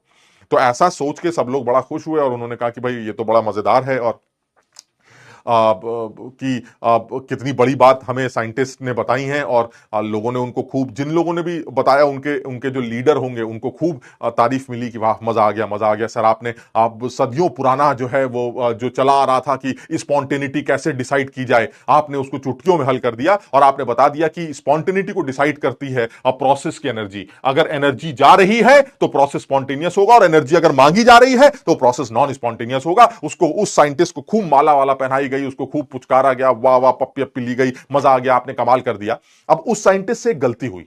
गलती क्या हुई, उस साइंटिस्ट ने जब ये चीज बताई थी तो उसने करा क्या, उसने सपोज चाय पी रहा था, आप समझ रहे हैं, वो चाय पी रहा था। अब चाय पीते पीते थोड़ी देर बाद पता नहीं क्या हुआ, वो बाहर गया चाय रखकर, तो जब वो लौट के आया तो उसकी जो चाय थी वो ठंडी हो गई। एक प्रोसेस ये उसके सामने आया। दूसरा, उससे ये भी एक गलती हुई कि जब वो रूम में बैठा हुआ था तो उससे पानी गिर गया। अब जब उससे पानी गिर गया तो जमीन पे पानी पानी फैल गया, चारों तरफ पानी पानी फैल गया। अब जब लौट के आया तो जब उसने देखा कि यार यहां तो पानी नहीं है, पानी गायब हो गया। तो उसने लोगों से पूछा कि भाई ये क्या बात हुई, यहां पानी कहां गया। तो लोगों ने कहा कि भाई हमें नहीं पता। तो उसने पियोन को बुलाया, उसने कहा भाई तुमने ये पानी साफ किया है। तो उसने कहा नहीं, हमने तो पानी साफ नहीं किया। तो उसने सोचा यार पियन ने भी साफ नहीं किया है, ये जो साइंटिस्ट बगल में बैठे हुए थे इन्होंने भी पानी को साफ नहीं किया है, तो ये पानी अपने आप कैसे साफ हो गया। तो उसके मुंह से एक गलत बात निकल गई। उसने कहा अरे यार ये क्या बात हुई, पानी अपने आप कैसे उड़ गया, पानी अपने आप कैसे उड़ गया। तो जैसे उसके दिमाग में ये बात आई पानी अपने आप कैसे उड़ गया और उसने ये बोला पानी अपने आप कैसे उड़ गया, तो लोगों को एकदम से, सारे साइंटिस्ट थे, पढ़े लिखे लोग थे, उनको एकदम से स्ट्राइक करा, अरे यार पानी उड़ा, पानी का उड़ना तो एंडोथर्मिक होता है। एंडोथर्मिक का मतलब है एनर्जी मांगी जाती है। ऐसे में पानी अगर उड़ गया अपने आप तो इसका मतलब एक एंडोथर्मिक प्रोसेस स्पॉन्टेनियस हो गया, जो अपने आप हो गया। यानी जैसे उस साइंटिस्ट ने ये बोला कि भाई पानी अपने आप कैसे उड़ गया, लोगों को एकदम से न जाने क्या चमका, उन्होंने कहा अरे यार इस बेकारे की बेकार में पप्पी अप्पी ले रहे थे, ये आदमी फर्जी निकला, इसने कहा था एंडोथर्मिक प्रोसेस स्पॉन्टेनियस होने चाहिए, जबकि पानी का उड़ना तो एंडोथर्मिक होता है, वो कैसे स्पॉन्टेनियस हो गया। इसका मतलब ये हुआ ये एनर्जी का क्राइटेरिया जो बनाया गया था स्पॉन्टेनिटी या नॉन स्पॉन्टेनिटी का, ये फाइनल क्राइटेरिया नहीं माना जाएगा। उस आदमी को खूब मारा गया, उसकी पप्पियां वापस ली गई न जाने कैसे, और उसके बाद जो है उसको छोड़ दिया गया। तो लोगों ने कहा यार यार अभी भी कुछ हुआ ही नहीं यार, है इतना मेहनत की, हमने सोचा कि उस बड़े आदमी ने हमें बता दिया था कि स्पॉन्टेनिटी का क्राइटेरिया क्या है, लेकिन ये भी गलत निकल के आया, तो अब क्या करें। तो अब पता ये चला कि भाई एक और साहब चले आए, उन्होंने कहा यार हम बताते हैं, ये आदमी लल्लू है, इसके चक्कर में मत पड़ो, हम तुम्हें बताएंगे प्रोसेस स्पॉन्टेनियस क्यों हुआ, हम एक्सप्लेन करके दिखाते हैं कि प्रोसेस की स्पॉन्टेनिटी। तो उन्होंने भी एक क्राइटेरिया बनाया, उनका क्राइटेरिया क्या था, उन्होंने भी एक क्राइटेरिया बनाया, उन्होंने सेकंड क्राइटेरिया बनाया, वो है रैंडमनेस ऑफ सिस्टम। ये उन्होंने सेकंड क्राइटेरिया बनाया। तो लोगों ने पूछा भाई ये क्या बदतमीजी है, ये क्या है, ये तो बता दो। तो उसने कहा देखिए ऐसा, हर सिस्टम ये कोशिश करता है कि वो ऐसे प्रोसेस को फॉलो करे जिसमें उसकी रैंडमनेस बढ़ रही हो। तो लोगों ने कहा कि अब तुमने नया ड्रामा चालू कर दिया है, चलो थोड़ा समझाओ क्या कहना चाह रहे हो। तो उसने सीधे सीधे एक बात ये एक्सप्लेन की कि रैंडमनेस को मेजर करने के लिए एक टर्म बनाया गया है entropy. Entropy is the major of randomness और डिसऑर्डरनेस ऑफ अ सिस्टम। यानी किसी भी चीज की रैंडमनेस को या डिसऑर्डरनेस को, उसकी हलबली खलबली को नापने के लिए एक टर्म डिफाइन किया गया है जिसको आप एंट्रोपी कहते हैं, जो कि स्टेट फंक्शन होता है। वो ये कहना चाह रहे हैं कि आप इसलिए कोई प्रोसेस को होता हुआ देखेंगे क्योंकि उस सिस्टम को ऐसा लगेगा कि जब वो वहां जाएगा तो एंट्रोपी उसकी बढ़ जाएगी, क्योंकि यहां उसकी एंट्रोपी कम है, वो ऐसा पाथ फॉलो करेगा जहां उसकी एंट्रोपी बढ़ जाए। यानी कहने का मतलब ये हुआ, इनका ये मानना था कि कोई सिस्टम अगर ए स्टेट में है और वो अगर इस स्टेट में आता है, तो इनका मानना यह है कि अगर यहां उसकी एंट्रोपी ऐसे है और यहां उसकी एंट्रोपी एस भी है, तो प्रोसेस वही स्पॉन्टेनियस होगा जिसमें डेल्टा एस की वैल्यू 0 से बड़ी होगी। ऐसा उनका मानना था कि प्रोसेस सिर्फ वो स्पॉन्टेनियस होते हैं जिसमें entropy change of system is greater than 0। यानी क्या क्राइटेरिया बनाया गया, क्राइटेरिया बनाया गया अगर डेल्टा एस सिस्टम आप कैलकुलेट करें और वो 0 से बड़ा आ जाए तो प्रोसेस स्पॉन्टेनियस रख लीजिएगा, उसे स्पॉन्टेनियस बोल दिया जाएगा। और अगर किसी सिस्टम की एंट्रोपी एक ऐसे प्रोसेस में जिसमें घट रही है, वो प्रोसेस हमारा नॉन स्पॉन्टेनियस होगा। तो उस आदमी को जिसकी पप्पियां वापस ली गई थी, उसने कहा अरे भाई मुझे इतना मारा है इन लोगों ने, जरा तुम मेरी उस गलती को प्रूफ करके दिखाओ जो मैंने गलती की थी। तो उसने पूछा क्या गलती की थी, उसने कहा था पानी अपने आप कैसे उड़ गया, ये प्रूफ करके दिखाओ। हम मार खा चुके हैं इस बात को लेके कि पानी अपने आप उड़ चुका है, हमें नहीं समझ में आया क्यों उड़ गया, क्योंकि वो एंडोथर्मिक प्रोसेस था, फिर भी हो गया, मुझे नहीं समझ में आता। वो कह रहा मैं समझा सकता हूं, मैं इस बात को समझा सकता हूं। जब पानी था, आप समझिएगा, ये वाटर, अब ये वाटर यहां से लेके यहां चला गया, नाउ दिस इज वेपर। तो सारी दुनिया जानती है कि वाटर की जो एंट्रोपी होगी दैट इज रैंडमनेस, वो वेपर की एंट्रोपी से तो कम होगी, यानी वेपर की एंट्रोपी वाटर की एंट्रोपी से ज्यादा। Vapours are more random as, gases phase है तो more random as compare to a water. तो अल्टीमेटली यहां पर एंट्रोपी चेंज क्या आ रहा है, अरे वाह सर एंट्रोपी चेंज पॉजिटिव आ रहा है, यानी ये सिस्टम अपनी एंट्रोपी चेंज को पॉजिटिव देख रहा है। उसने कहा लो लल्लू, हमने प्रूफ कर दिया कि वेपर्स की एंट्रोपी पानी से ज्यादा थी, पानी इसीलिए वेपराइज होना चाह रहा था ताकि उसकी रैंडमनेस या एंट्रोपी इंक्रीज करे। लो प्रूफ हो गया। ये कितना खूबसूरत क्राइटेरिया। लोगों ने कहा रे मिल गया, हमारा सरदार मिल गया। पप्पी पप्पी हुई उसकी खूब, समझ बात को, इस बार कुछ ज्यादा हो गया उसके साथ, मस्त हो गया। सब लोगों ने कहा मजा आ गया, मिल गया, ऐसा वैसा करके सब बकवास, ठीक है, मजा आ गया। अब इस आदमी से भी एक गलती हो गई। इस आदमी से क्या गलती हुई, यह आदमी आइसक्रीम खा रहा था, समझिएगा बात को, यह आदमी आइसक्रीम खा रहा था, अब या चाय पी रहा था, ऐसे ले लेते, चाय पी रहा था। अब यह आदमी जब अब कॉफी पी रहा था, अब न जाने कोई फोन वोन आया, कुछ भी बात करने कॉफी छोड़ के बाहर चला गया। अब जब लौट के आया तो उसने फिर से एक सिप ली, उसने कहा ठंडी हो गई, कॉफी ठंडी हो गई। तो उसने बगल वाले से पूछा भाई ये कॉफी तुमने ठंडी कर दी? तो उस बगल ने कहा पागल हो क्या, मेरे पास यही काम रह गया तेरी कॉफी को ठंडा करूंगा, मैं नहीं जानता तेरी कॉफी ठंडी कैसी हुई। उसने कहा अच्छा। उसने पियोन को फिर से बुलाया, उसने कहा ये कॉफी मैं यहां गर्म छोड़ के गया था, ये ठंडी हो गई, तुमने ठंडी की है? तो उसने कहा नहीं सर, मैं क्यों कॉफी ठंडी करूंगा, मैं तो आपको गर्म देके गया था। उसके मुंह से भी एक गलत जवाब निकल गया, गलत एक स्टेटमेंट निकल गया।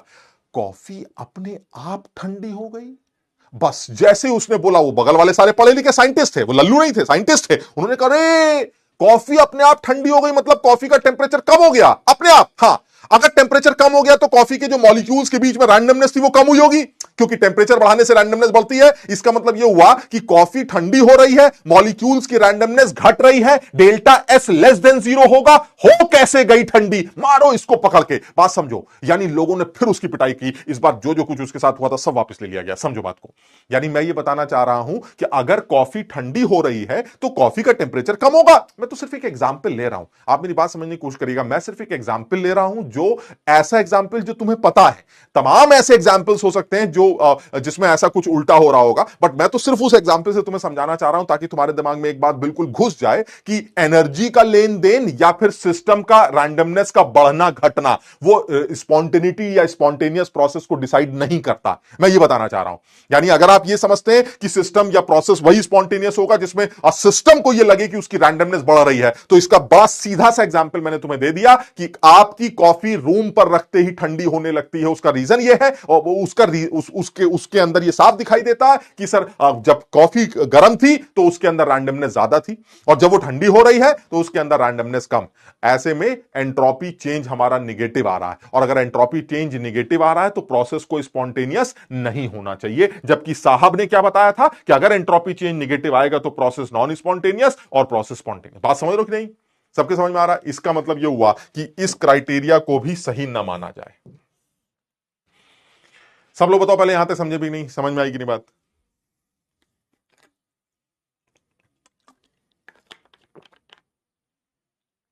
नहीं, अभी डेल्टा जी नहीं आएगा बेटा, डेल्टा जी कहीं नहीं आएगा। मैं बिल्कुल सीधी सीधी बात कर रहा हूं। यानी मैंने स्पॉन्टेनिटी की बात की और लोगों ने कहा कि सेकंड लॉ की जरूरत क्यों पड़ रही है, तो सेकंड लॉ स्पॉन्टेनिटी को डिफाइन करता है।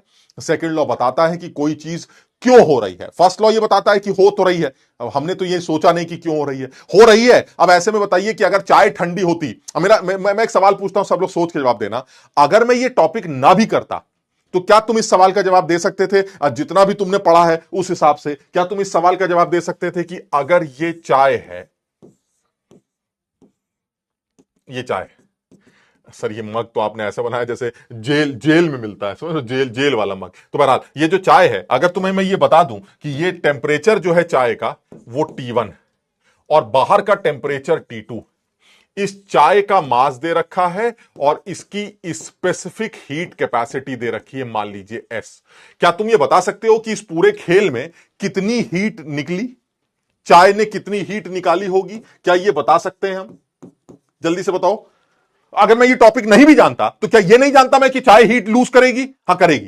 कितनी हीट लूज करेगी सारे बच्चे जानते हैं। आप में से सारे बच्चे इस बात का आंसर लिख सकते हैं। सर इसमें क्या सोचना है? सर चाय का मास दे रखा है, चाय की स्पेसिफिक हीट कैपेसिटी दे रखी है, पर ग्राम मास दे रखा है, ग्राम में स्पेसिफिक हीट कैपेसिटी दे रखी है। सर T1 T2 का खेल चल रहा है। सोचना क्या है सर, जो भी हीट ट्रांसफर होगा वो heat transfer ms delta T से निकाल लिया जाएगा। दैट इज टोटल जो हीट लॉस या गेन हो रहा है वो ms T1 minus delta T, बिल्कुल सही निकाला जा सकता है।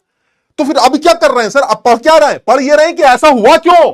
मेरे दोनों में डिफरेंस समझ में आ रहा है? कितना हुआ हीट ट्रांसफर? सर ये हुआ। This is what, this is first law of thermodynamics. Sir ये फर्स्ट लॉ ऑफ थर्मोडायनेमिक्स है, इसमें ज्यादा दिमाग लगाने की जरूरत नहीं है। This is first law of thermodynamics. समझ रहे बात को?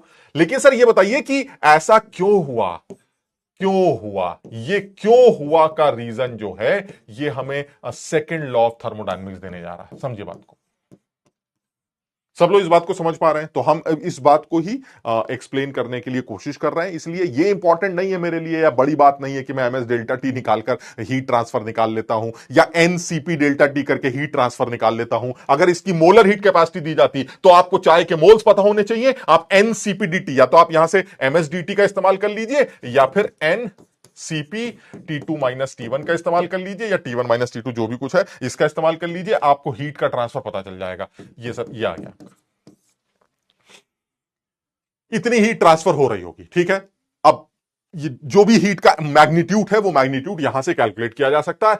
n मास हो मोल्स होंगे तो आपको मोलर हीट कैपेसिटी दे देगा। अगर मोल्स देता है तो मोलर हीट कैपेसिटी दे देगा, मास दे रखता है तो स्पेसिफिक हीट कैपेसिटी की जरूरत पड़ेगी। समझ आप कैलकुलेट कर सकते हैं। मस्त ये है कि ऐसा हो क्यों रहा है। तो अब हम इस बारे में थोड़ी सी बात करेंगे। ये तो क्लियर है कि अगर मैं एनर्जी को ही मेन मुद्दा मानता हूं तो ठीक नहीं है। दैट इज प्रोसेस का इंथैल्पी चेंज डेल्टा एच, अगर एंडो है या एक्सो है इससे कोई फर्क नहीं पड़ता। अगर समझ रहे बात को, एंडो एक्सो अकेले कुछ भी डिसाइड करने नहीं जा रहा है। अगर हम ये सोचें कि डेल्टा एच ही हमें सब कुछ डिसाइड करके देगा तो ऐसा बिल्कुल भी नहीं होता। सब लोग समझें, एंडोथर्मिक प्रोसेस भी स्पॉन्टेनियस हो सकते हैं। और बहुत क्लियर है, तुम्हारे सामने है, पानी का उड़ना, बर्फ का पिघलना, ये सब हमारे एंडोथर्मिक प्रोसेस हैं जो हमारे आंखों के सामने होते हैं। कई बार तो एक्सोथर्मिक प्रोसेस भी स्पॉन्टेनियस हो सकते हैं, कई बार एंडोथर्मिक प्रोसेस भी स्पॉन्टेनियस हो सकते हैं। तुम्हें याद होगा कई एक आध सॉल्ट्स ऐसे भी हैं, कई सॉल्ट्स ऐसे हैं जिनका डिसोल्यूशन एंडोथर्मिक होता है।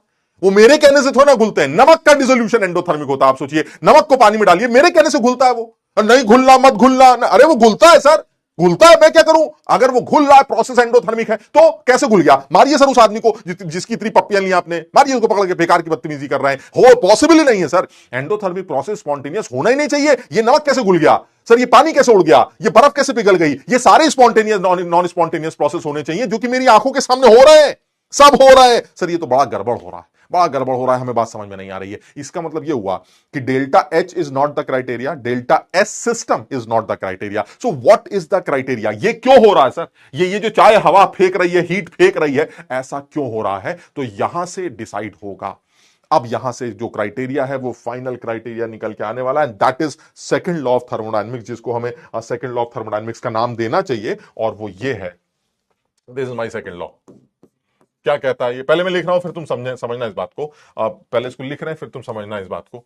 सेकंड लॉ क्या कहता है? सेकंड लॉ सिर्फ इतनी सी बात बोलता है, प्रोसेस इज स्पॉन्टेनियस और irreversible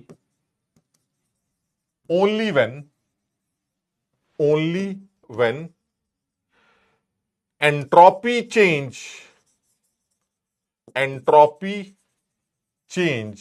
of universe is greater than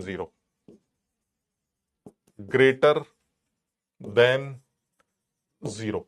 ये हमारा सेकंड लॉ ऑफ थर्मोडायनेमिक्स। बहुत सारे स्टेटमेंट होंगे, और भी स्टेटमेंट लिख दूंगा मैं, बट जो एक क्राइटेरिया बड़ा सीधा है कि बिल्कुल साफ कह रहा है भाई साहब, देखिए ऐसा है, एक प्रोसेस स्पॉन्टेनियस तब है जब ये चीज जीरो से बड़ी हो, बस बात खत्म। मैं और इससे ज्यादा बात ही नहीं करूंगा। मैंने कहा ये बताओ तुम्हें तुम्हारी पप्पी लेनी है या तुम्हारी पप्पियां बाद में वापस करनी पड़ेंगी तुम्हें? कह रहे नहीं हमारी पप्पी ले लो, हमारा कोई तोड़ नहीं। बिल्कुल सही बात कर रहे हैं कि अगर आपको delta S universe greater than, and what is delta S universe? Sir universe के बारे में तो पहली क्लास में बात हुई थी कि सिस्टम भी है और सराउंडिंग भी है। तो इसका मतलब ये हुआ डेल्टा एस यूनिवर्स को आप delta S system plus delta S surrounding से लिंक कर सकते हैं, that is greater than zero. And this is my second law of thermodynamics. वो ये कहता है आपकी ऐसा होना चाहिए।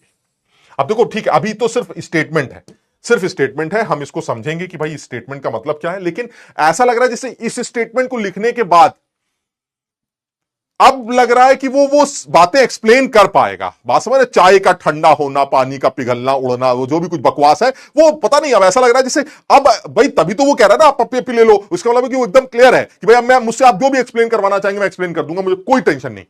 तो मैंने कहा देख ऐसा है, बेकार में पप्पी लेंगे है ना, फिर वापस करेगा तू। अब अच्छा ये है कि पहले ही चेक कर लेते हैं पप्पी लेनी कि नहीं। तो उसने कहा जो जो तुम्हें करना है, जैसे तुम्हें चेक करना कर लो। तो उसने कहा चल बस तू ये प्रूफ करके दिखा दे तेरी चाय ठंडी क्यों होती है, बस बात खत्म, मुझे और कुछ बात ही नहीं करनी। वो कह रहा मैं प्रूफ करके दिखा दूंगा, फिर पप्पी लेनी पड़ेगी। उसने कहा यही तो दिक्कत हो रही है, वो पहला वाला आदमी पता नहीं क्या करके चला गया, दूसरा वाला आदमी और बवाल मचा के चला गया, अब तुम आए हो, तुम ये कह रहे हो भाई ये है फाइनल क्राइटेरिया, तो तुम प्रूफ करके दिखा दो कि चाय इसलिए ठंडी होती है क्योंकि चाय के ठंडे होने में यूनिवर्स की एंट्रोपी इंक्रीज करती है। प्रूफ करके दिखा दो। क्योंकि मैं इस बार बहुत श्योर था ये साला प्रूफ नहीं कर पाएगा। क्यों? क्योंकि यूनिवर्स, बात समझ रहे, यूनिवर्स, ये चाय की बात नहीं हो रही है, चाय यूनिवर्स। भाई चाय के अगल बगल का कमरा ले लो, है हमारा घर ले लो, हम तो कहते हैं हमारा मोहल्ला ले लो, हमारा शहर ले लो, तुम चाय के साथ साथ पूरी कायनात लेके बैठे हो, तुम कैसे निकालोगे यूनिवर्स की एंट्रोपी बढ़ रही घट रही? बस बेवकूफ बना रहा है, हम समझ गए बेवकूफ बना रहा है। लेकिन उस बंदे ने प्रूफ करके दिखाया, उस बंदे ने ये प्रूफ करके दिखाया कि चाय इसलिए ठंडी होती है क्योंकि यूनिवर्स की एंट्रोपी इंक्रीज करती। तो अब यूनिवर्स की एंट्रोपी इंक्रीज क्यों करती है, इस बारे में थोड़ा सा बात करेंगे। और ये जो कैलकुलेशंस हम कर रहे हैं, जो हम सोच कर रहे हैं, ये थ्योरेटिकल भी है और ये मैथमेटिकल भी होगी। हम चाय के ठंडे होने में यूनिवर्स की कितनी एंट्रोपी चेंज होती है मैथमेटिकली, वो भी कैलकुलेट करके देखेंगे। हालांकि जेई के किसी भी लेवल पर ये सवाल नहीं पूछा गया है, लेकिन वो बहुत खूबसूरत टुकड़ों में पूछा गया है, बट बहुत खूबसूरत सवाल बना बना के वो हमसे पूछ सकता है। हम बात करेंगे। अब तुम समझ रहे हो, अब फिर वही वाली बात आ रही है। अब ये वो टॉपिक आ रहा है जिसमें हम एनटीए वालों को और जेई वालों को ये बता सकते हैं, ये भी पूछ लेते तो अच्छा होता, ये भी पूछ लेते। फर्स्ट लॉ ऑफ थर्मोडायनेमिक्स में हम लोग ने इसलिए इतना जोर नहीं लगाया क्योंकि हमें ऐसा लगता है तुम्हें जो पूछना पूछ लेना यार, वो हम कर लेंगे, इधर उधर से कहीं ना कहीं से हो ही जाएगा। But second law of thermodynamics हमारे लिए इंपॉर्टेंट है। अब हम फिर इस बारे में सोचेंगे, क्यों ठंडी हुई, कितनी एनर्जी, क्या एंट्रोपी, हमारी कितनी, तुम्हारी कितनी, वगैरह वगैरह, ये कैलकुलेशन के बारे में सोचते हैं। ठीक, अब करते हैं जरा ये वाली बात। क्या सोचते हैं हम? ये सोच रहे हैं भाई मेरे पास ये चाय, ठीक है, ये चाय ले लेते हैं और इस चाय का अपना एक टेम्परेचर है। चलिए बहुत बढ़िया, मान लीजिए सारी डेटा ले लेते हैं। अब मैथमेटिकल कैलकुलेशंस की बात नहीं कर रहे हैं, बस सीधी सीधी बात कर रहे हैं। हम मैथमेटिकली भी कैलकुलेट करके दिखाएंगे। इसका टेम्परेचर T2 है और बाहर जो माहौल है उसका टेम्परेचर T1 है, and T1 is much greater than T2 मान लीजिए। हाँ सर, गर्म चाय पीने में मजा आता है। ठीक, अब वो ये कह रहा है कि ये बताइए, आप प्रूव करके दिखा दीजिए चाय ठंडी क्यों हो रही है।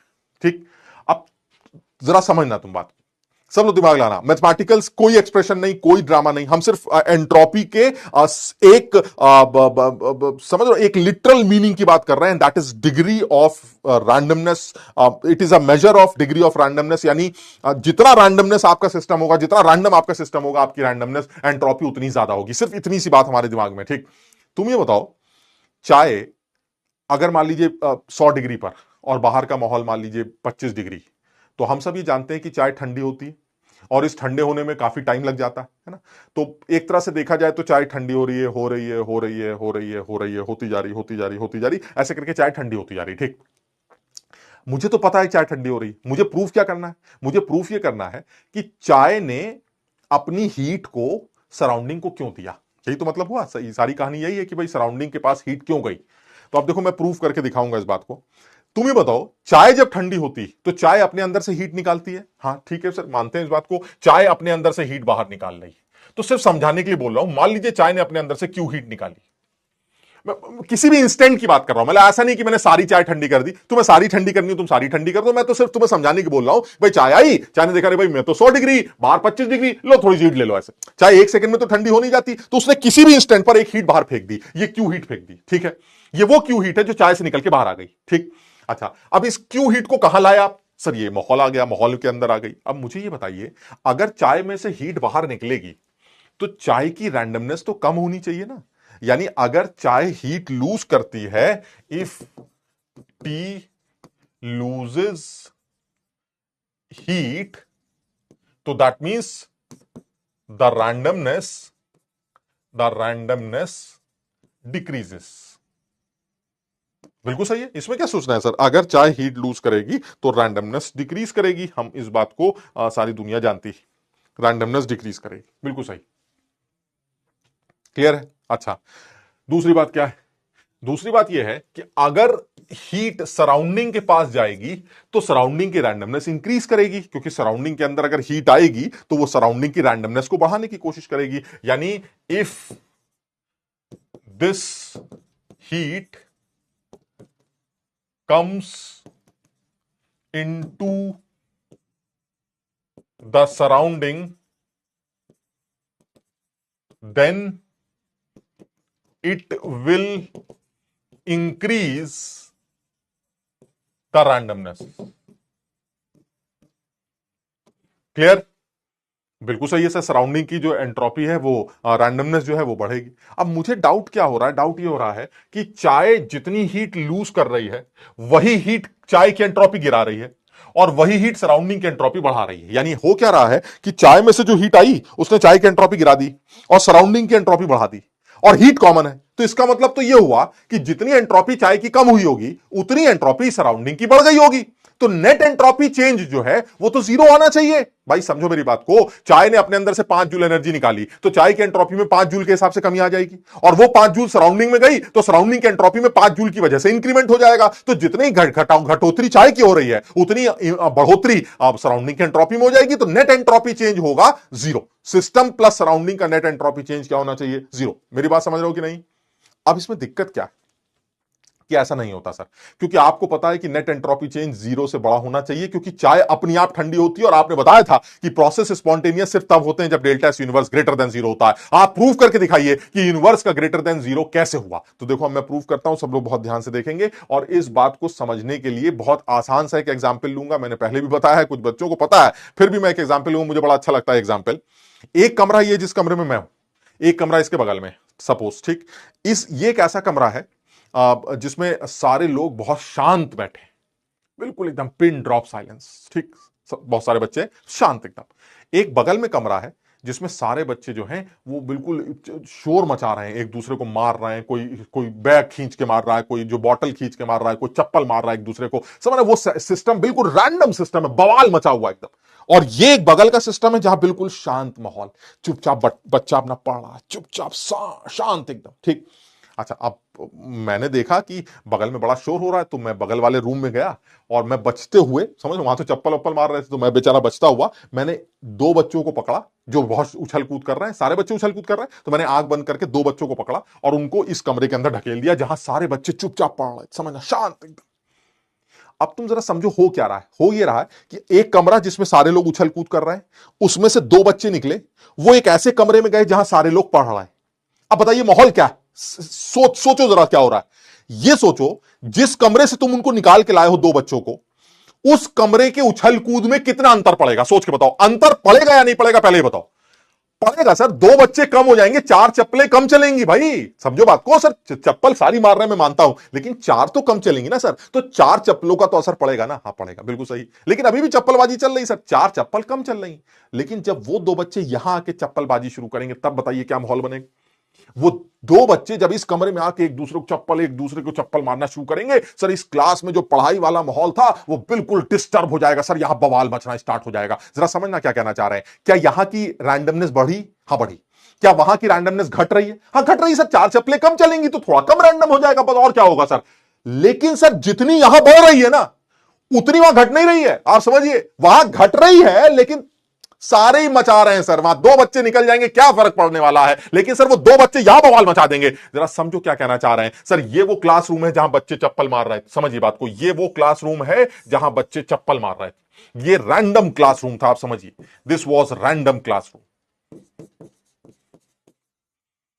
मैं आया और मैंने दो बच्चे बाहर फेंके, ये वो दो बच्चे हैं। जरा समझना, जो हीट मैंने बाहर फेंकी, ये वो दो बच्चे, और ये दो बच्चे इस शांत एनवायरमेंट में आए हैं सर, ये वो शांत एनवायरमेंट है। समझिएगा जरा इस बात को, दिस इज शांत environment, less random, less random. क्यों शांत एनवायरमेंट कह रहा हूं? क्योंकि टेम्परेचर कम। समझे बात को, क्यों? क्योंकि T2 की वैल्यू T1 से काफी कम। इसका मतलब यह हुआ सर ये शांत एनवायरमेंट है, यहां बवाल मचा हुआ है सर, ऐसे में जैसे ही दो बच्चे यहां आएंगे, यहां की रैंडमनेस बढ़ जाएगी। क्या मतलब हुआ सर? इस सराउंडिंग की रैंडमनेस में जो इंक्रीमेंट है वो ज्यादा हो रहा है और सिस्टम की रैंडमनेस में डिक्रीमेंट कम हो रहा है। आप जरा सोच के बताइए, what is delta S? Sir delta S universe is delta S T plus delta S surrounding. जरा जल्दी से सोच के बताओ, डेल्टा एस टी और डेल्टा सराउंडिंग का जो सम आएगा वो जीरो से बड़ा आएगा या निगेटिव आएगा या पॉजिटिव आएगा? सर चाय की तो घट रही है लेकिन उतनी नहीं घट रही है जितनी इसकी बढ़ रही है। सर ये पक्का पॉजिटिव निकल के आएगा। मेरी बात समझने की कोशिश करना, क्योंकि डिक्रीमेंट हमेशा, डिक्रीमेंट जो होगा वो हमारा चाय की एंट्रोपी में घटोतरी जो होगी वो होगी, लेकिन वो कम होगी। लेकिन जो बढ़ोतरी होगी, यानी समझिए बात को, कितनी हीट निकली वो मुझे पता है, उस हीट ने चाय की एंट्रोपी को गिराया मैं मानता हूं, लेकिन वो हीट सराउंडिंग की एंट्रोपी को बढ़ाती है और इतना ज्यादा बढ़ाती है कि नेट एंट्रोपी चेंज पॉजिटिव निकल के आता है। समझाने की बात सिर्फ इतनी थी कि जो सिस्टम ऑलरेडी हायर टेम्परेचर पर है, मेरी बात अब मुद्दे पे आते हैं, जो सिस्टम ऑलरेडी हायर टेम्परेचर पर है वो वैसे ही मचा हुआ है, उसके अंदर समझ, बवाल मचा हुआ है।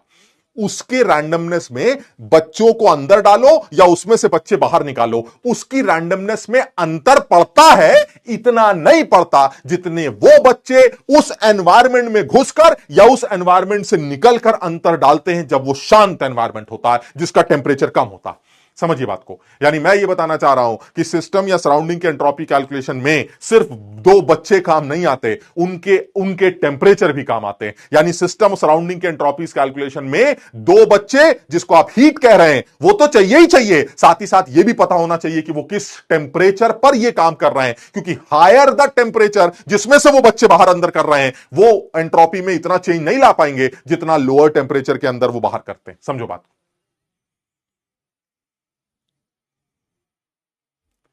इंजीनियर अरोड़ा कह रहे हैं कि ऐसा भी हो सकता है सर कि वो दो बच्चे भी वहां जाके पढ़ने लगे। अब अब देखो, फितरत अरोड़ा जी जब आपकी नहीं बदली तो उन दो बच्चों की क्या बदलेगी, है ना। तो समझ रहे बात को। तो फितरत तो नहीं बदलती, हाँ ये जरूर है कि वो दो बच्चे उन बच्चों के अंदर मर्ज हो जाएंगे, मैं मानता हूं इस बात को, लेकिन उस सिस्टम की रैंडमनेस को इंक्रीज जरूर कर देंगे, क्योंकि एनर्जी हमेशा कंजर्व रहती। अब ये नहीं होता कि वो दो बच्चों के अंदर आने से वो सिस्टम इतना बवाल मचाते जितना चाय के अंदर मचा हुआ था, मैं ये नहीं कह रहा हूं, लेकिन इंक्रीमेंट तो जरूर ज्यादा होगा डिक्रीमेंट से। At any state, at any instant, the increment in entropy change of surrounding is more than the decrement in the entropy change of T at any instant. आप चाय के ठंडे होने में अगर 1 घंटा लग गया तो उस 1 घंटे के हर माइक्रो सेकंड पर एक चीज जरूर हो रही होगी, वो है सराउंडिंग की एंट्रोपी बढ़ रही होगी और चाय की एंट्रोपी हर इंस्टेंट पर घट रही होगी, इसमें कोई डाउट नहीं। समझो बात। और इसी वजह से बिल्कुल सीधी सी बात जो बोली जा रही है वो ये है कि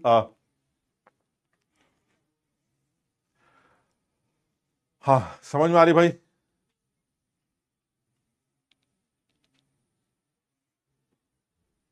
हाँ, दो एक कह रहा है सर, दो चप्पल अगर पढ़ाई वाले बच्चे को लग गई तो बहुत जूते पड़ेंगे। अब बात तो तुम्हारी सही है। अरे सौरभ, तुम बकरे, क्या तुम्हारी बकरों की दुकान है ये? क्लियर है ये सबको? ये समझ में आया? पहले बताओ जल्दी से।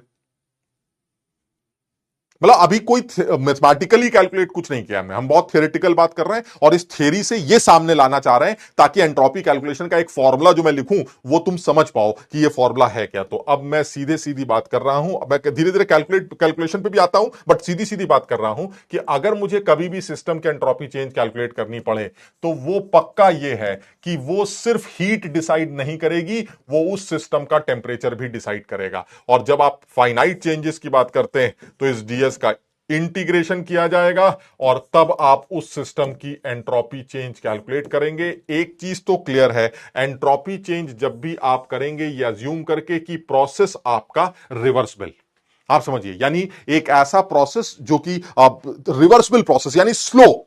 स्लो मतलब सोचते हो ना जैसे चाय ठंडी हो रही है, हालांकि अब आजकल चाय जल्दी जल्दी ठंडी हो जाती, जल्दी मतलब ऐसा नहीं कि इनफाइनाइट टाइम लगता है, बट फिर भी सर चाय के ठंडे होने को एक रिवर्सिबल मान लेते हैं कि अब गई आई गई आई गई आई, मतलब सुनो ठंडी हो रही हो रही हो रही धीरे धीरे धीरे धीरे धीरे, तो एक रिवर्सिबल प्रोसेस अज्यूम कर लगते हैं। यानी ये तो क्लियर है कि सर जिस प्रोसेस की आप बात कर रहे हैं, जिस जिस खेल की आप बात कर रहे हैं, वो खेल एक ऐसा खेल है जिसमें एंट्रोपी चेंज जो वो सॉरी प्रोसेस जो है वो रिवर्सिबल प्रोसेस। तो सिस्टम की एंट्रोपी चेंज जब भी कैलकुलेट की जाएगी वो आप D q reversible by T से कैलकुलेट करेंगे। एक चीज का ध्यान रखेंगे, this is delta S system.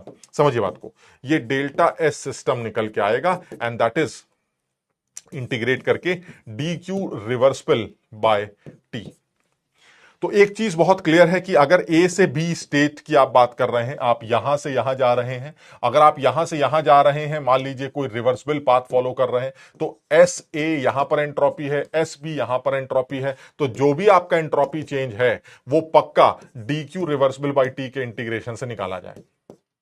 यानी ए से बी स्टेट में आपका जो भी D q reversible by T हम अभी कैलकुलेट करेंगे वो यहां से निकाला जाएगा। हां, ये कंफर्म है कि अगर मान लीजिए यही चाय एक बार में ठंडी हो रही होती, यानी कोई एक ऐसा प्रोसेस जिसको आप रिवर्सिबल ना मान के इररिवर्सिबल मान लेते, सपोज दिस इज इररिवर्सिबल, तो ऐसे में ये बोलते क्या है कि ये जो भी आपने एंट्रोपी चेंज कैलकुलेट की है वो रिवर्सिबल पाथ मान के कैलकुलेट की है, यही एंट्रोपी चेंज इररिवर्सिबल की भी निकल के आती, यानी डेल्टा एस इररिवर्सिबल भी डेल्टा एस रिवर्सिबल के बराबर होगा, because entropy is state function. तो एंट्रोपी अगर स्टेट फंक्शन है तो एंट्रोपी चेंज भी स्टेट फंक्शन होगा। तो मुझे फर्क नहीं पड़ता कि आप यहां से यहां एक सिंगल स्टेप में गए हैं या मल्टी स्टेप में गए हैं, अगर आप यहां से यहां गए तो मैं आपकी एंट्रोपी चेंज एक रिवर्सिबल पाथ मानकर कैलकुलेट कर लूंगा। अब अगर आपको जैसे जाना है वैसे चले जाइए, मुझे कोई फर्क नहीं पड़ता। यानी मैं ये बताना चाह रहा हूं कि अगर मान लो मुझसे ये कह देता कि चाय एक झटके में जो है ठंडी हो गई, अब बताइए एंट्रोपी चेंज कैसे निकलेगी? तो मैं उसको क्या बोलूंगा कि भाई देख, अगर एक झटके में ठंडी हो गई तो ये तो इरिवर्सिबल प्रोसेस हुआ। अगर ये इरिवर्सिबल प्रोसेस हुआ तो मैं एंट्रोपी नहीं निकाल पाऊंगा, ऐसी तैसी तुम्हारी, मैं नहीं जानता एंट्रोपी चेंज। हां, अगर ये धीरे धीरे हुई होती, यानी रिवर्सिबल स्टेप्स में हुई होती, यानी रिवर्सिबल पाथ फॉलो करके हुई होती, तो मैं निकाल सकता था। तो आप एक काम करिए, तुम्हें एक झटके की एंट्रोपी निकालनी है, हम उसको छोड़ते हैं। हम ये मान लेते हैं कि अगर ये चाय धीरे धीरे ठंडी हो रही होती तो एंट्रोपी चेंज क्या आएगा, वो तो निकाल सकते हैं, डीक्यू रिवर्सिबल बाय टी से। वही एंट्रोपी चेंज तुम्हारा भी होगा, क्योंकि हम स्टेट फंक्शन है। तुम चाहे एक झटके में ठंडे हो चाहे दो झटके में ठंडे हो, तुम्हारा प्रोसेस चाहे रिवर्सिबल हो चाहे रिवर्सिबल हो, मैं अज्यूम करके एंट्रोपी चेंज सिस्टम की निकाल सकता हूं, assuming the path is reversible. समझे बात? सब लोग इस बात को समझ में आ रही बात? अमित प्रकाश पूछ रहे हैं व्हाट इज एंट्रोपी। अमित, थोड़ा सा थ्योरेटिकल है और बात हुई थी हमारी। मेजर ऑफ रैंडमनेस या डिग्री ऑफ डिसऑर्डरनेस या randomness of any system is known as entropy. एक नाम है जो रखा गया है, जिस चीज के अंदर जितनी रैंडमनेस है यानी उसकी एंट्रोपी उतनी ही ज्यादा है। पूरी कायनात हमेशा एक कोशिश में लगी रहती है, this is second law of thermodynamics, जिसको बोला जा सकता है इस तरह से कि पूरी कायनात इस कोशिश में लगी है कि वो मैटर को भी डिस्ट्रीब्यूट करती रहे और पूरी एनर्जी को भी डिस्ट्रीब्यूट करती रहे। वो ये कोशिश नहीं करती कि चीजें एक जगह इकट्ठी रहें। आप जब चाय को यहां लेके आते हैं तो कोशिश ये रहती है चाय की हीट पूरी कायनात में फैले। आप समझ रहे हैं? बर्फ इसलिए पिघल रही है क्योंकि वो पूरे मास को डिस्ट्रीब्यूट करना चाह रही है, वो एनर्जी को डिस्ट्रीब्यूट करना चाह रही है। जब आप इंक की एक बूंद पानी के अंदर डालते हैं तो इंक की एक बूंद पूरे पानी में इसलिए फैल जाती है क्योंकि पूरी कायनात ये कोशिश कर रही है कि वो एक मटेरियल की बूंद पूरा डिस्ट्रीब्यूट हो जाए। यानी एनर्जी का भी डिस्ट्रीब्यूशन चाहते हैं ये और मास का भी डिस्ट्रीब्यूशन चाहते हैं। And this is second law of thermodynamics. यानी सेकंड लॉ ऑफ थर्मोडायनेमिक्स सीधे सीधे प्रोसेस की स्पॉन्टेनिटी को डिफाइन करता है और वो कहता है कि प्रोसेस सिर्फ वो स्पॉन्टेनियस होंगे जिसमें सिस्टम की एंट्रोपी बढ़ रही घट रही भाड़ में जाइए, सराउंडिंग की बढ़ रही घट रही भाड़ में जाइए, लेकिन यूनिवर्स की एंट्रोपी चेंज पॉजिटिव होना चाहिए। कैसे कैलकुलेट किया जाता है हम देखेंगे, बट हमें जितना समझ में आ रहा है अभी वो ये कि जब कभी भी सिस्टम की एंट्रोपी चेंज निकालनी होगी, हम ये अज्यूम कर लेंगे कि वो सिस्टम एक रिवर्सिबल पाथ फॉलो कर रहा है। रिवर्सिबल पाथ फॉलो करके उसने डीक्यू की वैल्यू हमें सवाल में दे रखी है, हम ए से बी इंटीग्रेट करके डीक्यू बाई टी करके एंट्रोपी चेंज सिस्टम की कैलकुलेट कर लेंगे, बात खत्म।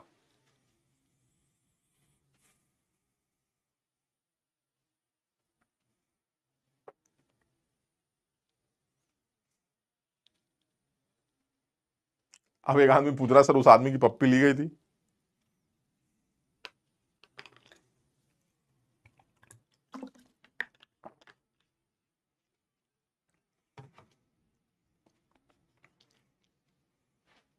ठीक है, यहां तक समझ में आई बात सबके?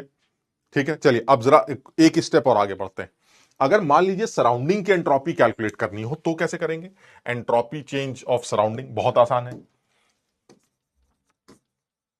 एंट्रोपी चेंज ऑफ सराउंडिंग तो बहुत आसान है सर, इसमें कुछ नहीं करना है। सराउंडिंग के एंट्रोपी में चेंज जनरली किस वजह से होता है?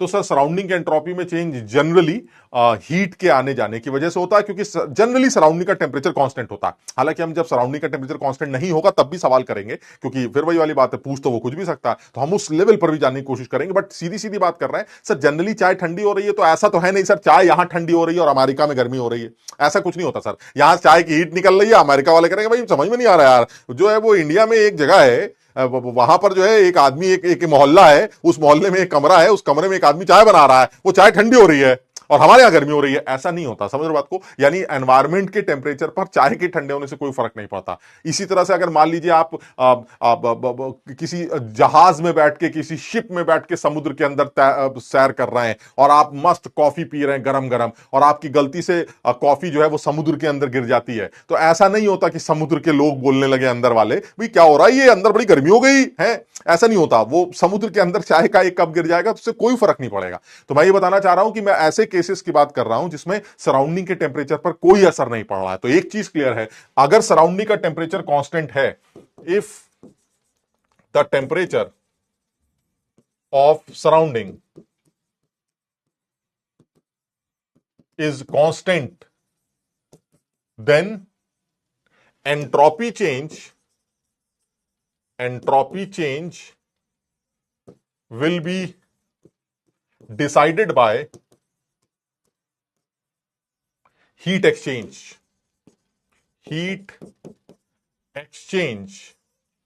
With the system.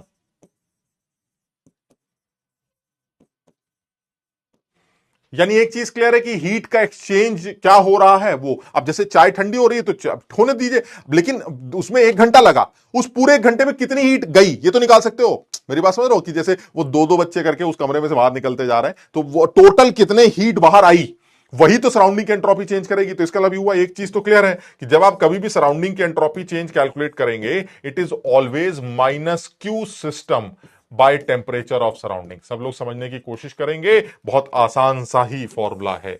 यानी सिस्टम ने कितनी हीट बाहर निकाली है ये मुझे बता दीजिए। माइनस क्यू सिस्टम क्यों कह रहे हैं सर? अगर क्यू सिस्टम जैसे चाय का ठंडा होना है, बताइए क्यू सिस्टम इज पॉजिटिव और नेगेटिव?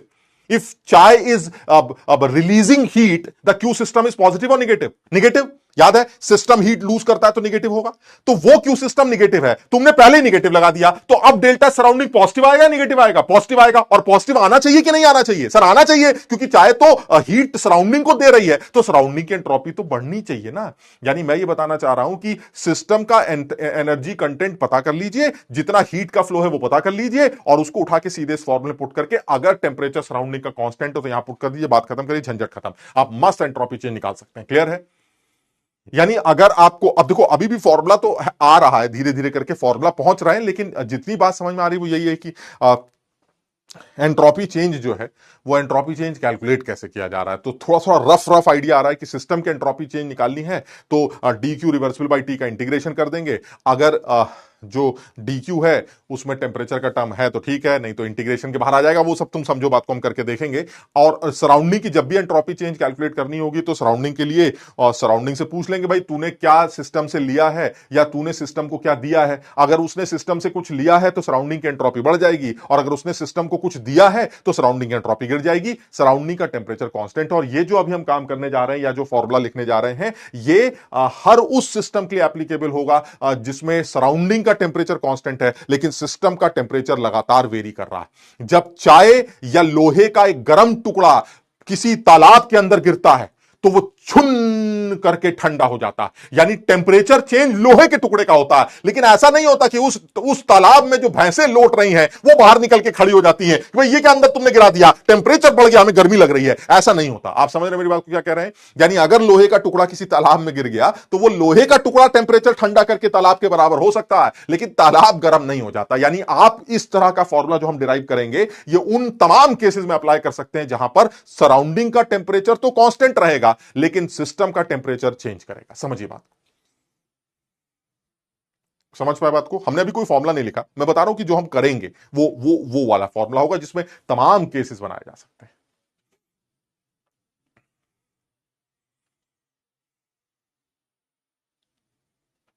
क्लियर है? तो चलिए अब केस बनाते हैं। यानी हमने जो पहला सिस्टम लिया था वो यही है जिसमें सराउंडिंग का टेम्परेचर हमारा कांस्टेंट है, जैसे चाय ठंडी हो रही है और चाय का टेम्परेचर चेंज हो रहा है। तो ऐसे केसेस को डील किस तरह से किया जाएगा हम इसके बारे में बात करते हैं। तो चलिए एक बार जरा केस ले लेते हैं फटाफट।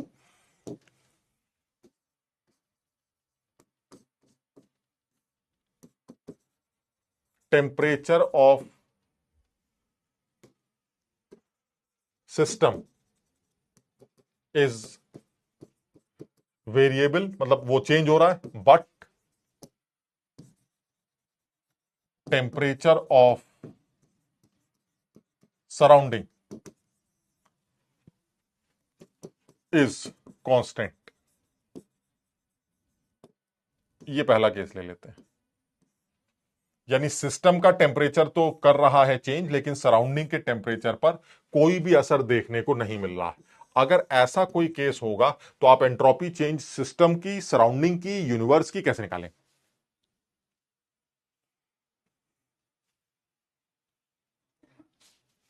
ये कह रहा प्लीज कॉल, कॉल होती कहां है? लो एक बार फिर बटन दबा देते हैं, कॉल कर लो। लीजिए, बहुत सारे लोग हैं, कृष्णा है, संजय है, मनीष है, पूजा भी है, सतबिंद्र है, और बहुत सारे लोग हैं, पता नहीं कहाँ हैं, बहुत सारे लोग हैं। अब इनमें से अब रायन है, किसी एक का अब लग जाए तो देखते हैं, है ना? एक बार देखते हैं कहीं कॉल वॉल होती है। आयुष है, सृष्टि है, कॉल तो लगती नहीं तुम लोग को। हाँ वैभव कह रहे हैं, अच्छा वैभव बहुत बढ़िया। एक आदमी कह रहा नो कॉल। हाँ नो कॉल, वो तो ऐसे मैंने बटन दबा दिया, मुझे पता है कॉल वॉल लगने का कोई फायदा नहीं है, क्योंकि कॉल तुमसे होती नहीं है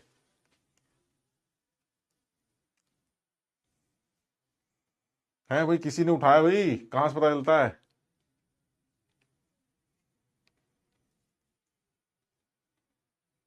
आया भाई, कोई आया, आयुष जलान। आयुष मेरी आवाज आ रही बेटा?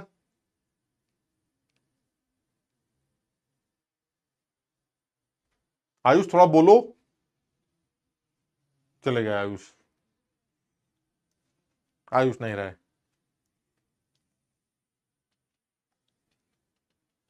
हाँ पढ़ रहे हैं, पढ़ रहे हैं, पढ़ रहे हैं, पढ़ रहे हैं।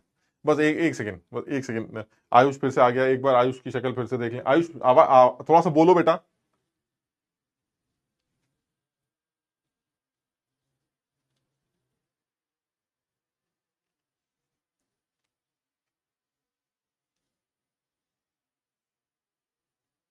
हाँ पढ़ रहे हैं, जरा एक मिनट यार, हमें भी अच्छा लगता है ना, तुम समझो बात करो थोड़ा सा। आदमी को अच्छा लगता है ये सब टेक्नोलॉजी देख के, किसी तुम लोग की शक्ल दिख जाती है, बड़ा अच्छा लगता है कि अभी तुम लोग ही हो, मतलब सो कोई है, देख के अच्छा लगता है कोई है ऐसे। लेकिन ठीक है, मतलब ऐसा होता नहीं है, मतलब कॉल वॉल सब बिल्कुल फर्जी है ना। और कोई कॉल वॉल नहीं लगती, ऐसी तैसी कॉल की। चलिए ठीक है, आगे बढ़ते हैं। तो यहां पर वो कह रहा है कि temperature of system is variable but temperature of surrounding is constant. तो चलिए ये तो अब ये वाला जो केस है तो चाय का ही लग रहा है ना, ये चाय का ही केस, तो चाय का ही बना लेते हैं। चलो ठीक है, ये चाय ले लेते हैं सर। ये बताइए, ये चाय वाले सवाल, चाय वाला सवाल नहीं है ये, चाय जैसे सवाल। चाय जैसे सवाल का मतलब सिस्टम का टेम्परेचर चेंज कर रहा है लेकिन सराउंडिंग का टेम्परेचर कांस्टेंट है, तो चाय जैसा सवाल हमें करना है। तो एक काम करते हैं, चाय के लिए सब कुछ लिखते हैं आपकी, इसका मास, जो भी चाय का मास है वो दे रखा है। चाय की स्पेसिफिक हीट कैपेसिटी वो भी दे रखी है, सबको सवाल में दे रखा होगा। स्पेसिफिक हीट कैपेसिटी वो हमें मान लीजिए एस दे रखा होगा, या फिर मोलर हीट कैपेसिटी देगा, स्पेसिफिक हीट कैपेसिटी या मोलर हीट कैपेसिटी। और चाय का टेम्परेचर जो है वो भी हमें दे रखा है, चाय का टेम्परेचर मान लीजिए T1 दे रखा है, और ये बाहर का सराउंडिंग का temperature T2। This is surrounding. ठीक है, अब वो ये कह रहा है, जरा मुझे जल्दी से बताइए, इस पूरे खेल में चाय की एंट्रोपी में क्या चेंज आएगा, सराउंडिंग की एंट्रोपी में क्या चेंज आएगा, और इनके जुड़ने से यूनिवर्स के एंट्रोपी में क्या चेंज आएगा, ये निकालना है। चलिए ठीक है, तो चेक करते हैं सर, एक एक करके जल्दी से बता दीजिए क्या चेक करना है। तो सबसे पहले चाय की एंट्रोपी चेंज निकालते हैं। Entropy change of T,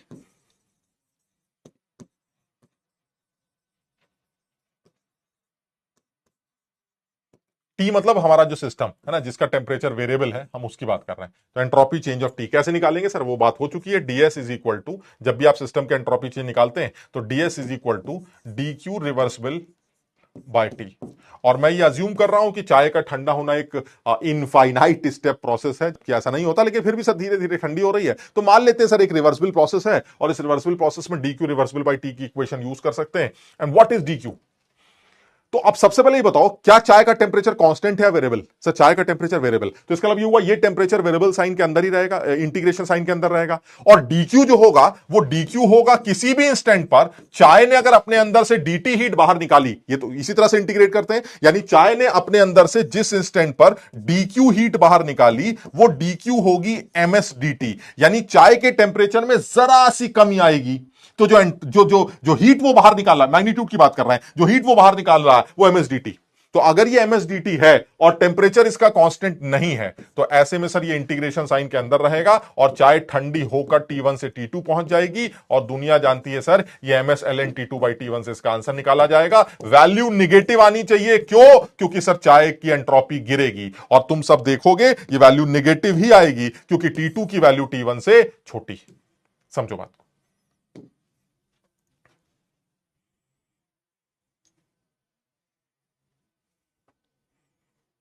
clear है?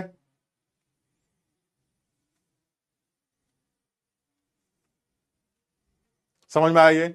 यानी सीधे सीधे चाय की जब एंट्रोपी चेंज कैलकुलेट कर, चाय की नहीं, हर उस सिस्टम की जिसका टेम्परेचर वेरिएबल है उसकी एंट्रोपी चेंज निकालने का ये तरीका है, बात खत्म।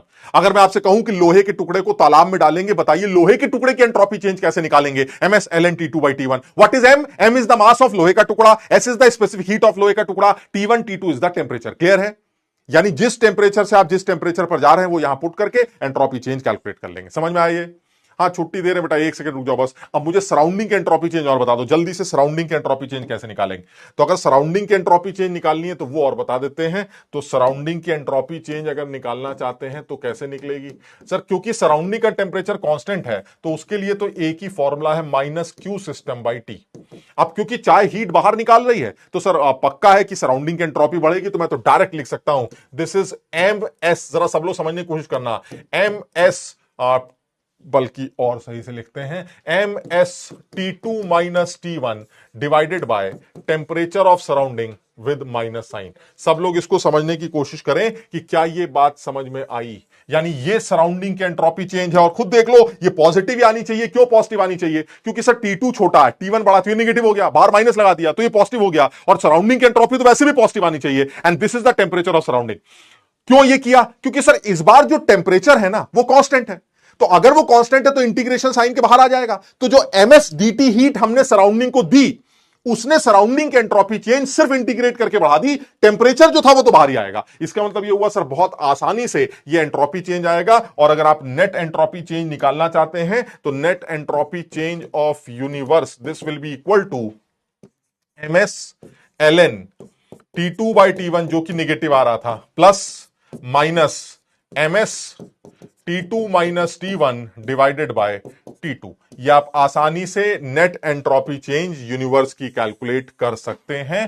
ये जो फॉर्मूला बनाया गया है ये फॉर्मूला सिर्फ उस चीज का है जिसमें सराउंडिंग का टेम्परेचर कांस्टेंट रहेगा और सिस्टम का टेम्परेचर वेरिएबल होगा। यानी आप ऐसा कोई भी सवाल का आंसर दे सकते हैं, चाहे आप लोहे का टुकड़ा तालाब में गिर जाए, चाहे आपकी कॉफी का कप जो है वो किसी समुद्र में गिर जाए, या फिर आपकी चाय ठंडी हो रही हो, इस तरह का कोई भी प्रोसेस जिसमें सराउंडिंग का टेम्परेचर कांस्टेंट है, ऐसे में आप इन दो फॉर्मुलों को यूज करके, सिस्टम प्लस सराउंडिंग के फॉर्मुलों को यूज करके आसानी से नेट एंट्रोपी चेंज यूनिवर्स की कैलकुलेट कर सकते हैं। और मजे की बात क्या है कि जेई के पेपर में चाहे किसी भी लेवल की बात करें, वो इन दोनों में से किसी एक पर सवाल बना चुका है, बात समझ रहे हैं। यानी वो एमएसएलएन T2 बाई T1 पे सवाल बना चुका है, वो MS delta T by T पे सवाल बना चुका है, लेकिन वो दोनों मिलाकर यूनिवर्स की एंट्रोपी पे लेके सवाल नहीं बनाया। तो और भी केसेस कर सकते हैं जिसमें यूनिवर्स की एंट्रोपी चेंज कैलकुलेट तब की जा रही है जिसमें सराउंडिंग का टेम्परेचर भी वेरिएबल।